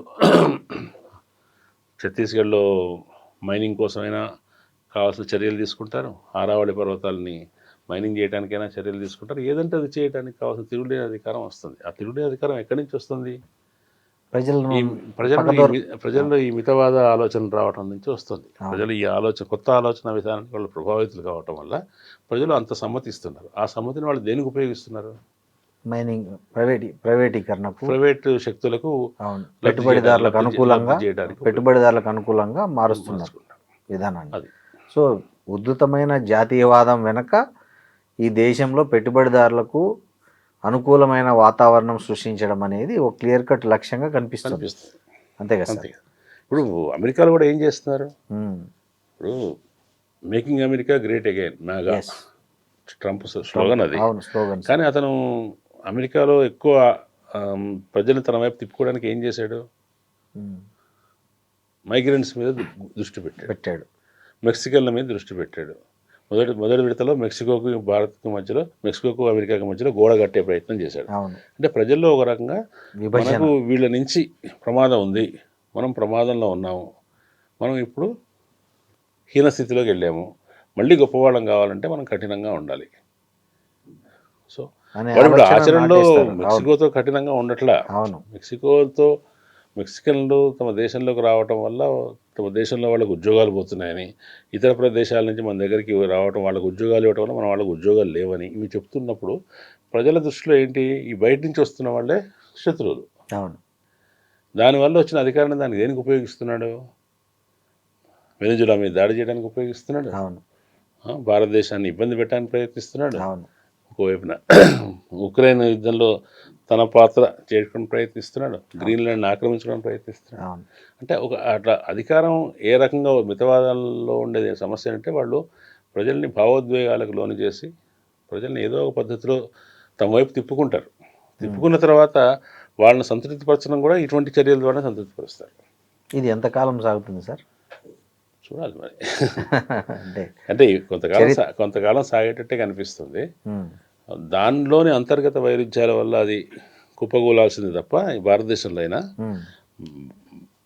బీజేపీలో ఉండే సమస్యల వల్ల జరగాల్సింది తప్ప దాన్ని ఎదుర్కోగలిగే, ఓడించగలిగే, తగ్గించగలిగే శక్తి బయట ఉన్న వాళ్ళకి ఎవరికి లేదు ప్రస్తుతం. అయితే చెప్పలేము మనం అనూహ్య దిశగా ప్రజల నుంచి మరి ఏమైనా వస్తే చెప్పలేను. గంజీ టైప్ ఉద్యమాలు భారతదేశంలో వచ్చే అవకాశం ఉందంటారా? లేదు సార్, లేదు. ఇంకోటి సార్, ఇందాక మీరు అన్నారు అంటే వాళ్ళు ఒక లాజికల్ ఏదైతే హిందువుల విషయంలో స్పందించరు కాంగ్రెస్ వాళ్ళు కానీ, కమ్యూనిస్టులు కానీ, మేధావులు కానీ, పౌర సంఘాలు కానీ, ఇతర మతాల విషయంలో స్పందించినంతగా అనేది వాళ్ళు తెచ్చింది. నిజానికి అది ఒక రకంగా కరెక్టే అనిపిస్తుంది కదా సార్ ఎవరికైనా. ఇప్పుడు మనం ఆఫ్ఘనిస్తాన్ గురించి మాట్లాడతాం, వెనిజులా గురించి మాట్లాడతాం, ఈ మణిపూర్ గురించి మాట్లాడతాం, లేదా ఈ దేశంలో జరిగే ముస్లిం మైనారిటీ దాడుల మీద, గోమాంసం సంబంధించిన గొడవల మీద మాట్లాడతాం. కానీ ఇప్పుడు బంగ్లాదేశ్లో అక్కడ జరుగుతున్న హిందువుల మీద జరుగుతున్న ఒక అరాచకం మీద మాత్రం ఆ స్థాయిలో ఎవరు మాట్లాడడం అనేది కనపడదు. ఎందుకంటారు? ఈ అతి ప్రేమ ఒకవైపు, ఈ తక్కువ స్పందించే లక్షణం ఇటువైపు ఉందనేది ఇది ఒక సామాజిక మాధ్యమాలు ఫోకస్ చేయకపోవడం వల్ల జనానికి ఈ వైరుధ్యం కనిపిస్తుందా, నిజంగానే ఆ స్పందనలో ఆ తేడా కనిపిస్తుంది అంటారా? ఇవాళ ఈ సెక్యులర్ శక్తులు అని ఎవరైతే అంటారో, సెక్యులర్ వాదులు అంటారో, వాళ్ళలో ఒక చిన్న లక్షణం అయితే ఉన్నమాట నిజం. ఎందుకంటే వాళ్ళు ఏమనుకున్నారంటే మెజారిటీ మతత్వంలో ఉన్న మెజారిటీ మతత్వం ఎక్కువ ప్రమాదకరం. అదే 180 మంది వీళ్ళే ఉంటారు కాబట్టి వీళ్ళలో మూర్ఖత్వం కానీ మతత్వం కానీ ఏమైనా ఉంటే అది ప్రమాదకరం కాబట్టి దాన్ని తప్పనిసరిగా అడ్రస్ చేయాలి. మైనారిటీల విషయంలోకి వచ్చేసరికి వాళ్ళు తమ మైనారిటీలు కావటం వల్ల ఒక అభద్ర స్థితిలో ఉంటారు. వాళ్ళ సొంత విషయాల్ని మనం విమర్శకు పెట్టినప్పుడు అది కూడా వాళ్ళ ఉనికికి సంబంధించిన ప్రమాదంలో భాగంగా పరిగణిస్తారు. అంటే మేము ఇక్కడ మైనారిటీ కాబట్టి మమ్మల్ని విమర్శిస్తున్నారు అనే భావనలోకి లోనవుతారు కాబట్టి వాళ్ళ పట్ల తక్కువ విమర్శించాలి అనే ఒక ధోరణి సెక్యులర్ వాదుల్లో, ముఖ్యంగా వామపక్షవాదుల్లో ఉంది. నాస్తికులు అందరినీ విమర్శిస్తారు, క్రిస్టియన్లోని మూఢత్వాన్ని వాటిని విమర్శిస్తారు. కానీ ఈ రాజకీయ సెక్యులర్ వాదులు ఏంటంటే సాధారణంగా ముస్లింలకు, మైనారిటీలకు, ముస్లింలు కానీ క్రిస్టియన్ కానీ అటానమీ ఇవ్వాలి, వాళ్ళని వాళ్ళే సంస్కరించుకోవాలి కాబట్టి మనం దాన్ని ఎక్కువ చేయొద్దు అనే ధోరణి ఉంది. అది అంత కరెక్ట్ కాదేమో అని ఇప్పుడు జరిగిన పరిణామాలు బట్టి మనం అనిపిస్తుంది. అందువల్ల ఇప్పుడు 1986లో షాబానో విషయంలో కూడా వచ్చినప్పుడు కాంగ్రెస్ పార్టీ ఎందుకు ఉలిక్కి పడింది? కోర్టు తీర్పు ఇచ్చినప్పుడు దాన్ని అమలు చేస్తే మైనారిటీ దూరం అవుతారు. కానీ ఆలోచించండి ఒకసారి, 1984 చివరిలో, 85 మొదట్లో రాజీవ్ గాంధీ అధికారంలోకి వచ్చినప్పుడు అప్పుడు రాజీవ్ గాంధీకి వచ్చినన్ని సీట్లు ఇప్పుడు ఈ మూడు దఫాల్లో నరేంద్ర మోడీ కూడా రాలేదు. ఆయన ఇందిరాగాంధీ సానుభూతి మీద తీవ్రమైన దాని మీద వచ్చాడు. 86లో ఇది జరిగింది. ఆయనకి ఏం ప్రమాదం ఉందని ఏమీ లేదు కదా. ఎందుకు? మైండ్ సెట్ అది. రెండు పనులు ఏం చేశాడు? షాబానా కోసం చట్టాన్ని మార్చాడు. చట్టాన్ని మారితే ముస్లింలకు మేలు చేశారని అనుకున్నాడు. ఆయన ముస్లింల ఆగ్రహానికి దూరం అవుతాను, ఆగ్రహం నుంచి తప్పించుకున్నాను అనుకున్నాడు. కానీ అది చేయడం వల్ల హిందువుల ఆగ్రహం కూడా కలుగుతుంది కదా, ఖచ్చితంగా. అందుకోసం రామజన్మభూమి తలుపులు అప్పటిదాకా తెరిపించడానికి ప్రయత్నం చేశాడు, ఇండైరెక్ట్గా ప్రయత్నం చేశాడు. కోర్టు ఆర్డర్ ఇచ్చింది కానీ అక్కడ ప్రభుత్వ న్యాయవాది వాదించకపోవడం ఏదో జరిగింది. అంటే రెండింటినీ బ్యాలెన్స్ చేయడం అనేది మొదలైంది. బ్యాలెన్స్ చేయాల్సిన అవసరమే ఆయనకు లేదు. అయితే ఆయన దానివల్ల ఉపయోగం జరిగిందా? ఏం జరగలేదు. అంత 410 సీట్లు 402 సీట్లో గెలుచుకున్న రాజీవ్ గాంధీ 89 ఎలక్షన్లో దారుణంగా ఓడిపోయాడు. దేని మీద? బోఫోర్స్ కుంభకోణం దాని. కాబట్టి కాంగ్రెస్ మైండ్ సెట్లోనే అది ఉంది. మైనారిటీల అసంతృప్తీకరణ అనేది తప్పదు. దాన్ని వీళ్ళు ఇట్లా చెప్తున్నారు కానీ అసంతృప్తీకరణ కాదు, అది టోకనైజేషన్. యాక్చువల్గా సార్ వాళ్ళ జీవన పరిస్థితులు మెరుగుపడలేదు, వాళ్ళకు ఉద్యోగాలు రాలేదు, వాళ్ళ విద్య మెరుగుపడలేదు, వాళ్ళ మత చిహ్నాలను గౌరవించినంత మాత్రాన, వాళ్ళ మత పండుగలకు సెలవులు ఇచ్చినంత మాత్రాన జరగదు కదా.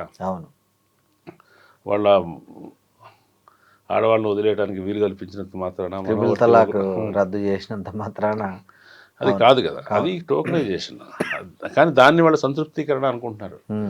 దానివల్ల వాళ్ళు ఒరిగింది ఏమిటి?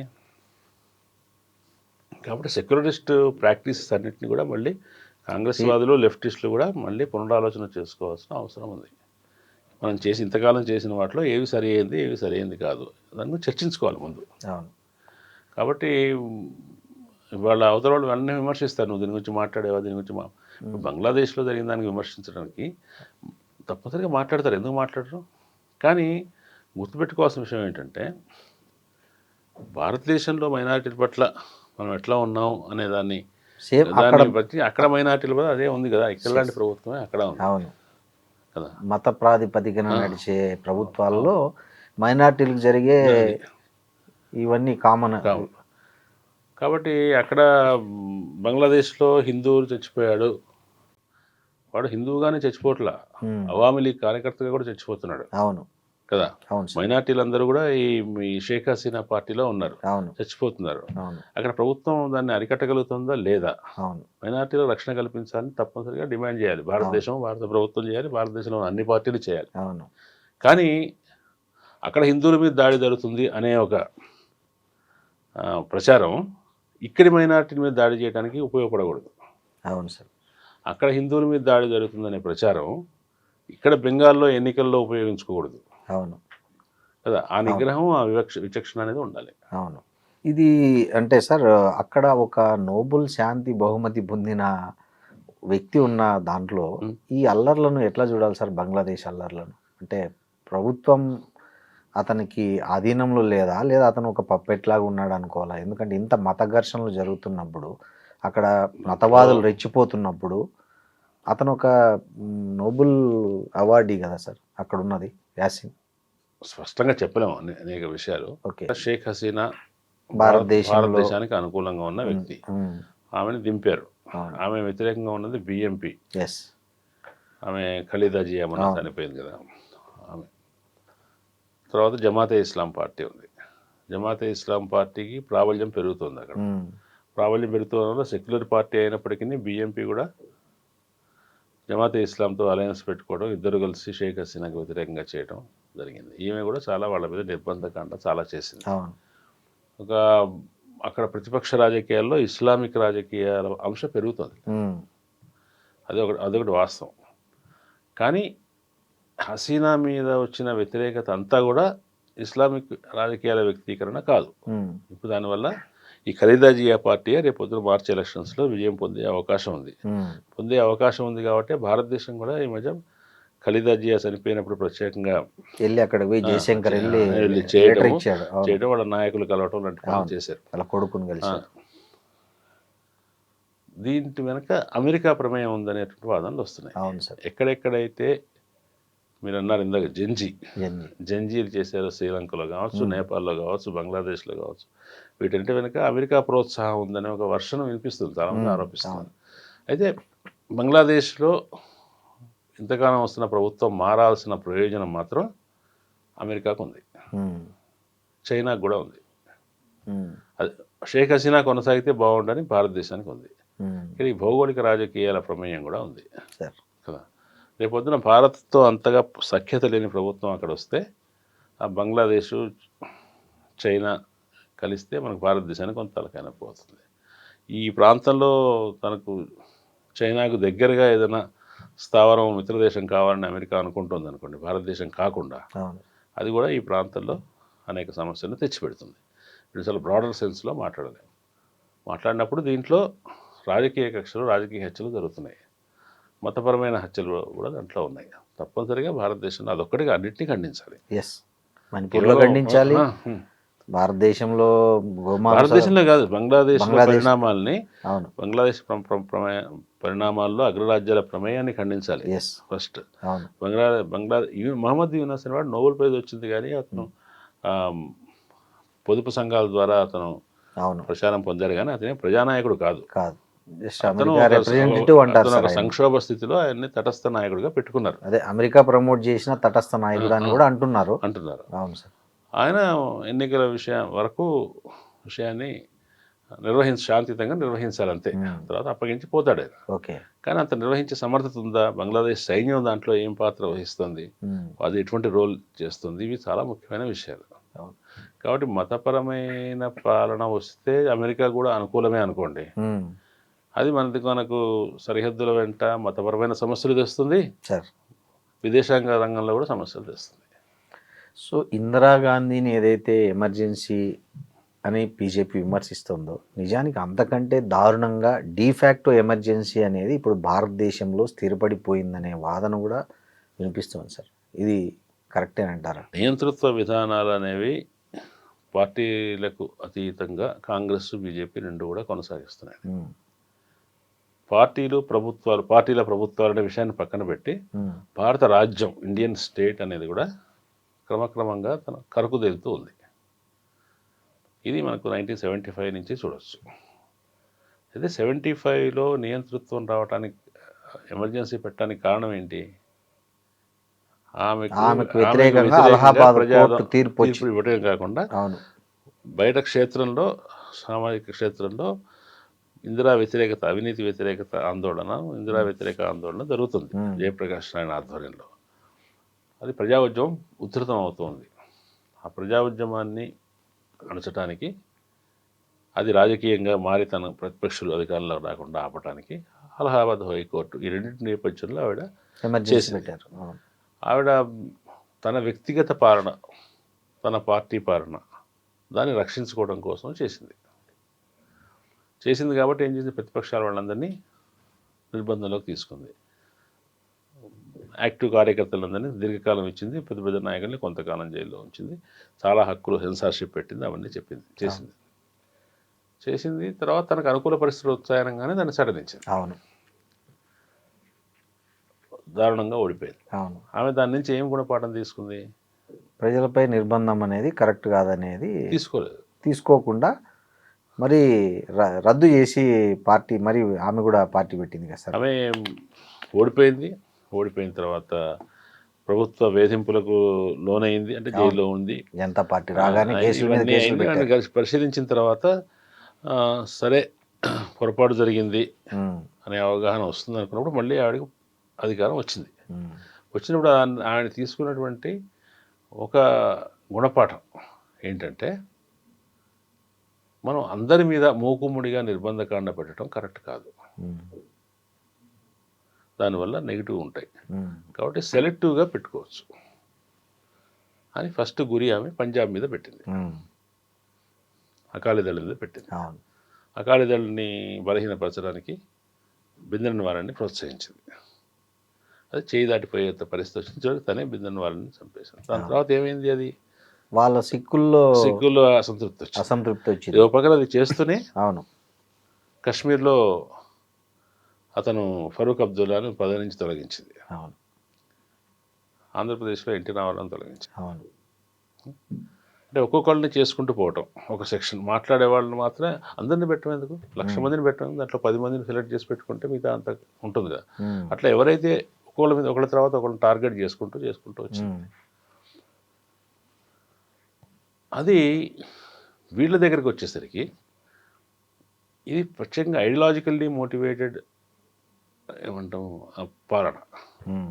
కాబట్టి ఈ ఐడియాలజీకి వ్యతిరేకంగా ఉన్న వాళ్ళందరి మీద నిర్బంధం తీసుకురావడం. నిర్బంధం రకరకాల నిర్బంధం అన్ని వేళలా ఇందిరాగాంధీ నుంచి నేర్చుకుందుకు ఏంటి, ఇది నిర్బంధం అన్ని వేళలా అందరినీ ఒకే రకంగా పెట్టడం కాదు. సెన్సార్షిప్ పెట్టి ప్రతి పత్రికలోనూ ఒక సెన్సార్ అధికారిని పెట్టడం ఎందుకు? పత్రిక యజమానులను ప్రభావితం చేయొచ్చు, ఎడిటర్లను మార్చుకోవచ్చు కదా. మనకు కావాల్సిన వాళ్ళు పత్రికలు కొనేస్తారు, అది ఈజీ ప్రభుత్వం అమలు చేయడం కంటే. ఈ 10 సంవత్సరాల్లో జాతీయ మీడియా విషయంలో ఈ ప్రభుత్వం అనుసరించిన వ్యూహం అది. సో ఇంకా కూడా చిన్న చితకా పత్రికలో మేము సత్యం రాస్తాం, ధైర్యంగా ఉంటాం అని చెప్పిన వాళ్ళు ఉంటే వాళ్ళ మీద కేసులు పెట్టుకుంటారు, కేసులు పెడతారు, జైల్లో పెడతారు, ఊపా కూడా పెడతారు, అన్నీ నడుస్తూనే ఉంటాయి. కాబట్టి మాట్లాడుతున్న వాళ్ళు, హేతువాదం మాట్లాడుతున్న వాళ్ళు, వాళ్ళ మీద సామాజిక మాధ్యమాల్లో విపరీతంగా దాడులు జరుగుతాయి, వాళ్ళకి అవకాశాలు లేకుండా ఉంటాయి. తర్వాత అవసరమైతే మరి శాంపుల్ కావాలంటే ఎవరైనా గుర్తు తెలియని వ్యక్తులు వచ్చి వాళ్ళని హత్యలు చేస్తారు. ఇటువంటి వాతావరణం, నిర్బంధం అనేది ఈ మందర స్థాయి అంటామా, ఏదైనా ఒకళ్ళు క్లాస్లో ఒకళ్ళని కొడితే మిగతా పిల్లలంతా భయపడతారు కదా, అటువంటి వాతావరణం కలిగించడం. ఇప్పుడు దేశంలో ఉండే పౌర సమాజం, గట్టిగా మాట్లాడే పౌర సమాజాన్ని అందరినీ భీమా కోరేగా కేసు అని పెట్టి నిర్బంధంలో పెట్టి అర్బన్ నక్సలైట్లని కేసులు కూడా పెట్టేసి, అంటే నక్సలైట్ల విషయంలో కూడా ఇంతకుముందు కాంగ్రెస్ ప్రభుత్వం కంటే చేయనంత దానికంటే చాలా ఎక్కువ డెడికేషన్తో, ఎక్కువ బలంతో, సంకల్పంతో ఉధృతిగా అణచివేత చర్యలు చేయడం, ఇవన్నీ కూడా ఆ పార్టీకి సమకూరిన ప్రజామోదాన్ని వాళ్ళు అట్లా ఉపయోగించుకున్నారు. అందువల్ల దానికి ప్రతిఘటన చాలా తక్కువగా వస్తుంది సార్. ప్రజలు ఇప్పుడు డిమానిటైజేషన్ వల్ల ఇబ్బంది పడ్డా, కోవిడ్ వల్ల చాలా ఇబ్బంది పడ్డా కూడా సార్ ప్రజలు ఆ ప్రభుత్వాన్ని మళ్ళీ ఎన్నుకున్నారు. అంటే ప్రాంతీయ పార్టీలతో కలవడము, ఆ ప్రాంతీయ పార్టీలకు ప్రజలు ఓట్లేసిన దాన్ని వాళ్ళు అక్కడ ప్రభుత్వ మద్దతుకు ఉపయోగించుకోవడం అనేది, దీన్ని అంటే అట్లా కూడా చూడాలేమో సార్. అంటే కంప్లీట్గా బీజేపీ గెలిచిన రాష్ట్రాలు అయితే ఎన్ని ఉన్నాయి సార్? ఉన్నాయి కదా ఇప్పుడు అన్ని అవి ఉన్నాయి. కాదు అంటే ఐ మీన్ ఏ పొత్తు లేకుండా సింగిల్గా పోటీ చేసి గెలిచింది అయితే లేదు కదా సార్. మొన్న ఇంక్లూడింగ్ మొన్న బీహార్ ఎలక్షన్స్ కూడా అక్కడ మహాగఠబంధన్ అని వాళ్ళు ఉన్నా కూడా వీళ్ళు మన నితీష్ కుమార్తో జతకట్టడము, ఆ ఓట్లు చోరీ అని, ఈవీఎంల ట్యాంపరింగ్ అని రకరకాల బీజేపీ గెలుపు మీద అదే వాళ్ళ విజయంలో సహనం అనేది చాలా ముఖ్యమైన అంశం అని చెప్పడం అదే నేను. బీహార్లో వాళ్ళు చాలా కాలం నుంచి నితీష్ కుమార్తో అలయన్స్లో ఉన్నారు. నితీష్ కుమార్ మేజర్గా, వీళ్ళు మైనర్గా ఉన్నారు. ఈసారి వీళ్ళే మేజర్ అయ్యారు, వాళ్ళు మైనర్ అయ్యారు. అయినా నితీష్ కుమార్కే ఇచ్చారు. అవును, నితీష్ కుమార్ అనారోగ్య కారణాలతో విరమించుకునేదాకా, లేదంటే ఆయనకి ఏదైనా జరిగేదాకా కూడా అతన్నే ఉంచుతారు. వాళ్ళు అక్కడ క్షేత్రస్థాయిలో పూర్తిగా వాళ్ళు గెలిచే పరిస్థితి లేదు కాబట్టి ఒక అలయన్స్ ద్వారా ఉంటున్నారు. ఆంధ్రప్రదేశ్ అనుకోండి, ఆంధ్రప్రదేశ్ అంటే ఇప్పుడు చూడు, ఆంధ్రప్రదేశ్తో నిజానికి వెళ్ళకూడదు టీడీపీ తోటి పోయినసారి ఎక్స్పీరియన్స్ ఇచ్చి. కానీ వాళ్ళు వాళ్ళ ఎన్డీఏ పేరుతో ఉన్నా కూడా అది కూడా అవసరం పడుతుందని ఉన్నారు. అట్లా ఇప్పుడు మహారాష్ట్ర ఉందనుకోండి, మహారాష్ట్ర కూడా అలయన్స్ లాగానే ఉంది సేమ్, కానీ కొంతకాలానికి అది పోతుంది. అవును, అంతవరకు వెయిట్ చేస్తారు వాళ్ళు. అది కాకుండా దేశంలో ఉండే కేంద్ర ప్రభుత్వ వ్యవస్థలన్నీ వాళ్ళ చేతిలో ఉన్నాయి కదా, అన్నీ ఉన్నాయి కదా, కాబట్టి వాళ్ళు దాని ఆధారంగా వాళ్ళు పాలిస్తారు. దాని ఆధారంగా వాళ్ళు చంద్రబాబు నాయుడిని, నితీష్ కుమార్ని కూడా అదుపులో ఉంచుకుంటారు. కాబట్టి అంత పకడ్బందీ వ్యవస్థ వాళ్ళ చేతిలో ఉంది. దాని గురించి స్పష్టమైన నిర్దేశం ఉంది వాళ్ళకి, ఏం చేయాలి ఏంటి అనే విషయంలో. అవసరమైన చోట నిర్దాక్షిణ్యంగా ఉండటం, లేని చోట కొన్ని చోట వెసులుబాటుతో ఉండటం, ఇటువంటి ఒక విచక్షణ వాళ్ళకుంది. కాబట్టి వాళ్ళకి అప్రిషియేట్ చేయాల్సిన చోట అప్రిషియేట్ చేయాలి. They are not in a hurry. The same time వాళ్ళకి తెలుసు వాళ్ళు ప్రజలను ఎట్లా గెలుచుకోవాలి అనే దాని విషయంలో. మొత్తం భావజాలంతోనే గెలిచారనుకుంటున్నారా? లేదు, భావజాలం వల్ల ప్రభావితం వాళ్ళు 10%, 20% ఉంటారు. అది లీడ్ చేస్తుంది అంతే. భావజాలమే ముఖ్యమైతే ఈ ఓటర్ల జాబితాల మార్పులు, కులాల సమీకరణల మధ్య వ్యూహాలు ఇవన్నీ అవసరం లేదు కదా. ఉచిత పథకాలు, మొన్న ఎక్కడ బీహార్లో ఉచిత పథకం 10,000 వేశారు. 10,000. కాబట్టి అన్నీ వాడతారు వాళ్ళు. కానీ ప్రధానంగా వాళ్ళు మనం అనుకుంటున్న ఈ చరిత్ర చర్చ ఇవన్నీ జరగడానికి కారణం ఏంటంటే ప్రధానంగా భావజాలానికి సంబంధించిన, అభిప్రాయ చట్టానికి సంబంధించిన వ్యూహం చాలా ముఖ్యం. అది వాళ్ళ పాలన స్థిరపడుతుంది, వాళ్ళ విజన్ ఏంటో తెలియజేస్తుంది. ఈ ఎన్సీఆర్టీ టెక్స్ట్ బుక్లో కానివ్వండి, లేకపోతే కొన్నేళ్ళుగా జరిగిన మార్పులు, ఈ మధ్య సాహిత్య అకాడమీని కూడా రద్దు చేశారు. రద్దు చేయలేదండి, అవార్డులను. అదే అవార్డులు జాబితా మాకు చూపించమని అడిగారు అంతే. అది ఇన్ని అకాడమీలు ఉన్నాయి కదా, ఈ అకాడమీకి అందరి కేంద్ర సాంస్కృతిక శాఖ ఏదో ఉంటుంది, ఆ శాఖ కిందకి వస్తాయి. దీనికి అయ్యి ఖర్చు అంతా వాళ్ళు భరిస్తారు కదా. కాబట్టి మేమే అవార్డు డబ్బులు మేమే ఇస్తున్నాం కదా, ఎవరికి అవార్డులు ఇస్తున్నారో మాకు చెప్పండి అన్నారు. ఓకే, ఇంతకాలం అనలేదంటే అటానమీ ఉండింది, ఇప్పుడు అటానమీ ఉండకపోవచ్చు. వాళ్ళు జాబితా చూపిస్తే వాళ్ళు రిజెక్ట్ చేస్తారా, పేర్లు కొత్తవి పెట్టమంటారా, ఏం చేస్తారు? దీంట్లో కూడా ఇప్పుడు 2014లో వాళ్ళు అధికారంలోకి వస్తే 26 కదా. 12 సంవత్సరాల పాటు వాళ్ళు ఏమి సాహిత్య అకాడమీ ప్రాంతీయ అవార్డుల జోలికి రాలేదు. పోయినసారి అధ్యక్షుల విషయంలో ఫలానా వాళ్ళ అధ్యక్షులు అయితే బాగుంటుంది అని ప్రభుత్వం వాళ్ళు సూచన చేశారు. దాని ప్రకారం వాళ్ళు నడుచుకున్నారు.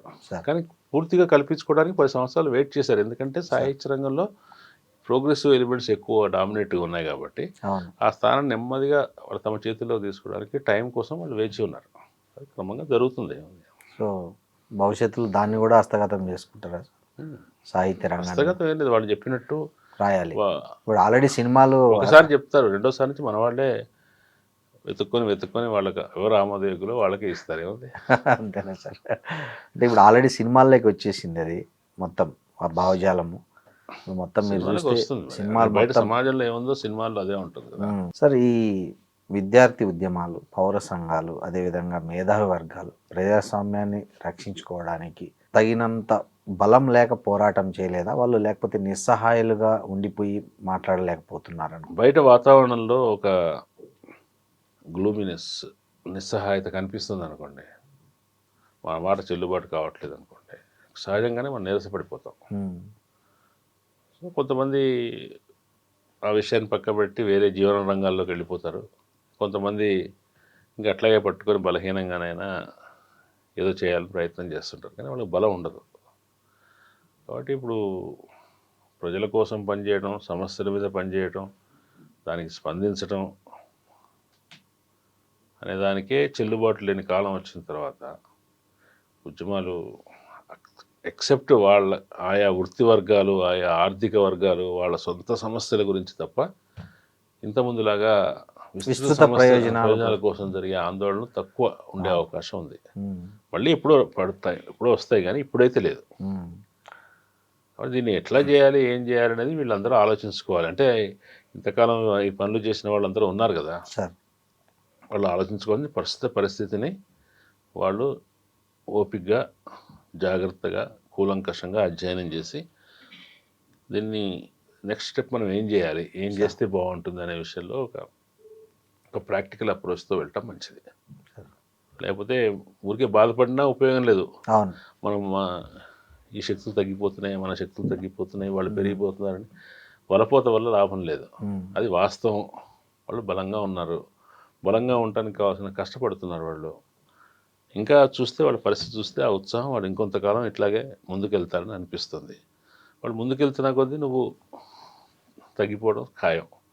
నువ్వు దాన్ని గ్రహిస్తే ఫస్ట్ నిన్ను నువ్వు నిలుపుకోవాలి, తర్వాత నిన్ను నువ్వు పెంచుకోవడానికి దానికి సంబంధించిన ఒక వాస్తవమైన అంచనా వేసుకుంటే మంచిది. సరే, మావోయిస్టులను అటు బీజేపీ పాలనలో కానీ కాంగ్రెస్ పాలన డీల్ చేసిన విధానాన్ని పోల్చాలంటే మీరు ఎట్లా చెప్తారు సార్? చెప్పాను ఇందాక మనం ప్రస్తావించాం కదా, డీల్ చేసిన విధానం ఏమీ లేదు. అంటే మావోయిస్టులు అంతర్గత ప్రమాదకారులు, నెంబర్ 1 అంతర్గత ప్రమాదకారులు అని చెప్పింది మన్మోహన్ సింగ్. మావోయిస్టుల మీద ఈ ఆపరేషన్ మొదలుపెట్టింది కాంగ్రెస్ ప్రభుత్వం, యూపీఏ ప్రభుత్వం. కాబట్టి కాంగ్రెస్ ప్రభుత్వం మావోయిస్టుల పట్ల మెతకగా ఉందని కానీ అట్లా అని కానీ చెప్పడానికి ఏమీ లేదు. మా కాంగ్రెస్ ప్రభుత్వం మెతకగా లేదు, కానీ బీజేపీ ప్రభుత్వం ఉన్నంత రిజాల్వ్తో లేదు.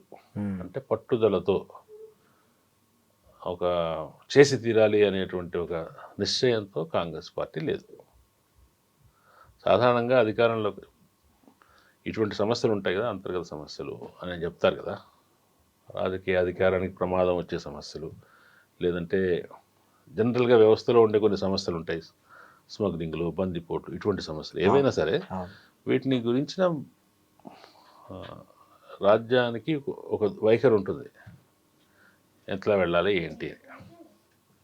సమాజంలో సమస్యలు ఉన్నప్పుడు ఇటువంటి వ్యక్తీకరణలు కూడా ఉంటాయి, కాబట్టి మనం పూర్తిగా తీసేయటం సాధ్యం కాదు, అదుపు చేస్తూ పోతే చాలు అనేది ఒక దృక్పథం. కానీ ఏదో ఒక సందర్భంలో పూర్తిగా నిర్మూలించాలి అనే దానికి వస్తుంది. అది స్టేట్కి ఉండొచ్చు, కానీ ప్రభుత్వానికి ఉండదు. ప్రభుత్వాలు ఎప్పుడు 5 ఏళ్ళ వరకు వాడు చూసుకుంటూ ఉంటాడు. ఈ 5 ఏళ్ల పాటు నాకేమీ లేకుండా ఉంటే చాలు, వచ్చే 5 ఏళ్ల గురించి ఆలోచించడం కష్టంగా ఉంటుంది. అట్లా కాకుండా తాము 2047 దాకా పాలించాలనుకుంటున్నారు కాబట్టి, దీర్ఘకాలం పాలించాలనుకుంటున్నారు కాబట్టి దానికి ఈ ఆటంకం ఉండకూడదు అనే విషయంలో వాళ్ళు చాలా పట్టుదలగా ఉన్నారు. కొంతమంది ఏమో కేవలం మైనింగ్, ఛత్తీస్గఢ్లో ఉండే వనరుల కోసమే చేశారని చెప్తున్నారు, కానీ అది పాక్షికంగా మాత్రమే నిజం.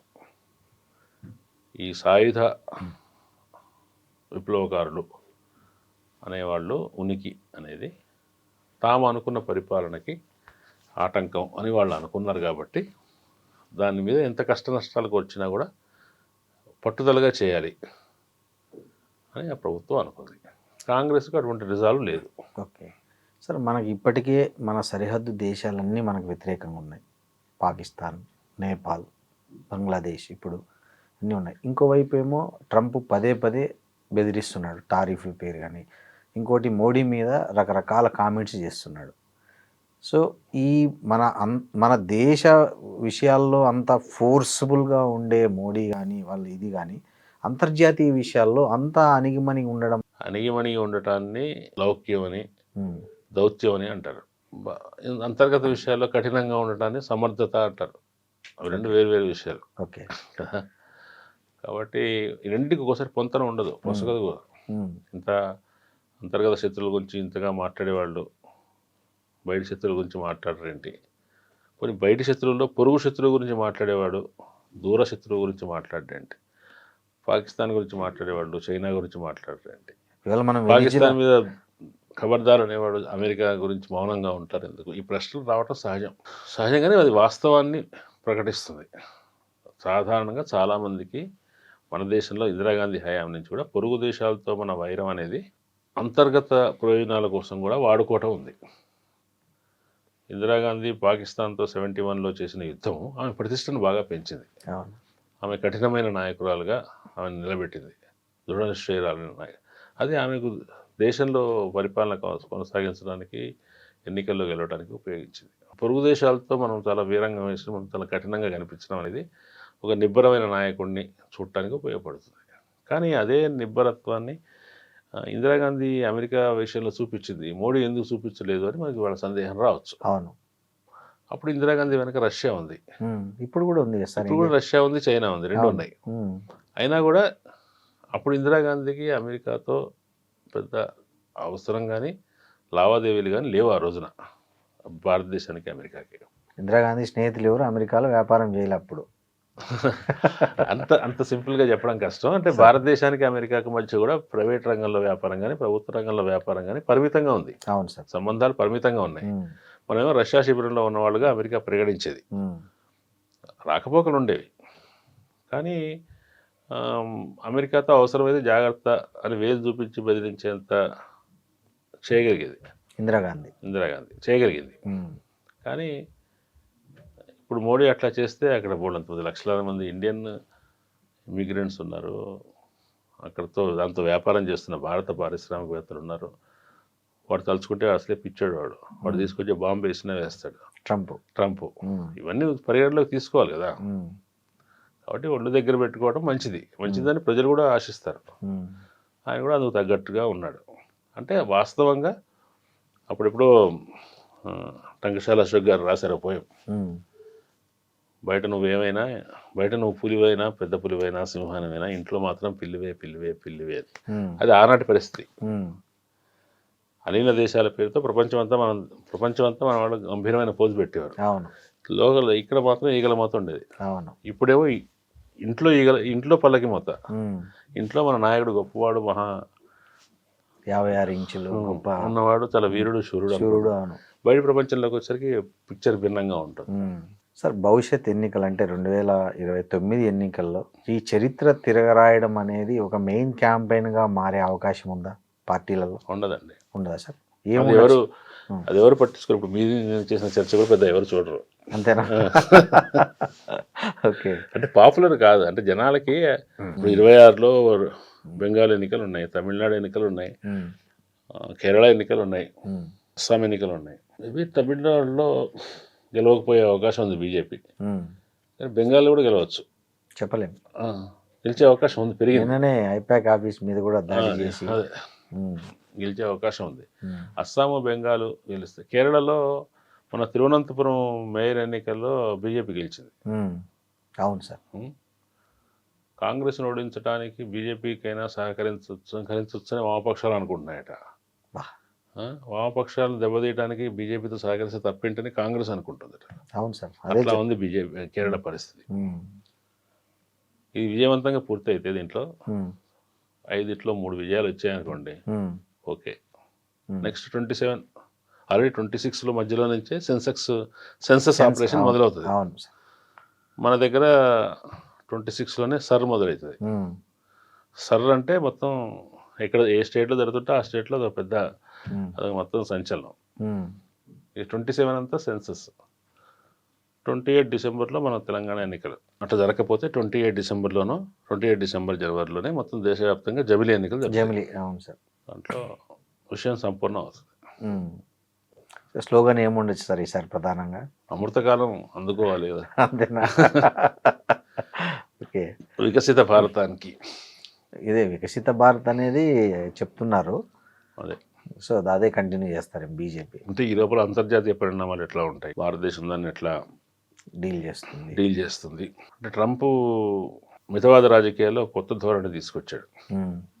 ఎంత మితవాద రాజకీయవాదులు అయినప్పటికీ ప్రపంచం కోసం బయటికి ఒకటి మాట్లాడొచ్చు, అవును, బయటికి మర్యాదగా ఉండాలి, సభ్యతగా ఉండాలి. ఈవెన్ మార్గరెట్ థాచర్ లాంటి వాళ్ళే కూడా బయటికి మాట్లాడేటప్పుడు డెకరం పాటించేవాడు. డెకరం పాటించక్కర్లేదు కాబట్టి ఏంటి వాడు ఇండియా ప్రభుత్వాన్ని పరువు తీస్తాడు, దేన్నైనా తీస్తాడు.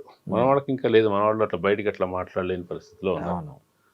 పరిస్థితి ఏంటంటే భారతదేశం లాంటి దేశాలు పొరుగు దేశాల విషయంలో పొరుగు దేశాలతో గట్టిగా ఘర్షణ పడే స్వేచ్ఛ కూడా లేదు. ప్రపంచ రాజకీయాల వలయంలో చిక్కుకొని ఉన్నాం కాబట్టి ఇమేజ్ ఎట్లా బిల్డ్ చేస్తారు, నెక్స్ట్ ఎలక్షన్స్కి ఎటువంటి స్లోగన్ తీసుకొస్తారని చెప్పడం కష్టం. అది ఎవరైనా ఉత్సాహంగా ఉన్నవాళ్ళు, విజయాలు అందుకుంటున్న వాళ్ళే ఆ స్లోగాన్ ఖాయం చేయగలుగుతారు. నీరసంగా ఉండి మరింత ముడుచుకుపోతున్న కాంగ్రెస్ కానీ ముడుచుకుపోతున్న ప్రాంతీయ పార్టీలు కానీ ఏం చేయగలుగుతాయని అనుకోను. ఉత్సాహం మీదనే అసలు క్రియేటివిటీ ఉంటుంది. భవిష్యత్తులో ప్రాంతీయ పార్టీల అస్తిత్వం కూడా ప్రమాదంలోనే పడేటట్టుంది చూస్తున్నాం వ్యవహారం చూస్తుంటే.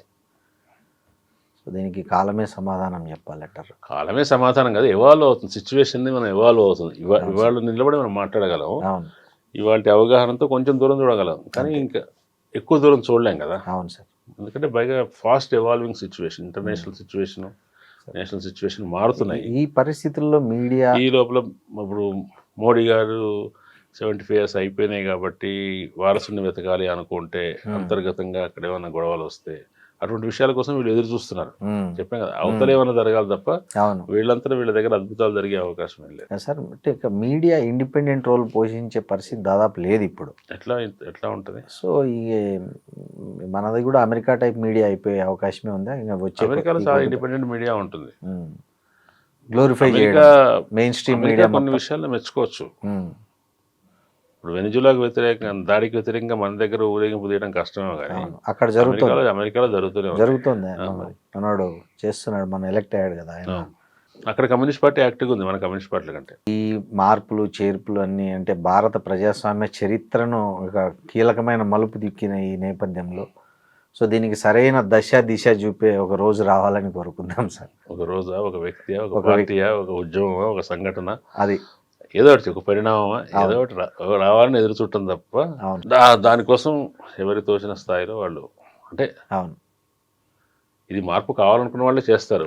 బాగానే ఉంది పరిస్థితి అనుకున్న వాళ్ళు చేయరు. Thank you sir, thank you very much. And for more videos, please subscribe to iDream. Please subscribe to iDream. Please subscribe iDream. And please subscribe to iDream. For more videos, subscribe to iDream. please like, share and subscribe to the channel. Congratulations, iDream. Subscribe to iDream. Subscribe to iDream. So subscribe to iDream Media. iDream ki iDream team andarki huge congratulations. Please subscribe iDream Media. Please subscribe to iDream. Subscribe iDream. Please subscribe to iDream. iDream అంటే నా కళల ఛానల్ను subscribe చేసుకున్న నోరు తిరుగుతలేదు, మీరైతే గంట గుర్తు కొట్టండి. For more such videos, please subscribe to iDream. Subscribe to iDream. Please subscribe to iDream. Please subscribe iDream Media. Please do subscribe to iDream. Please subscribe to iDream Media. For best entertainment and information, please subscribe iDream. And don't forget to subscribe to iDream.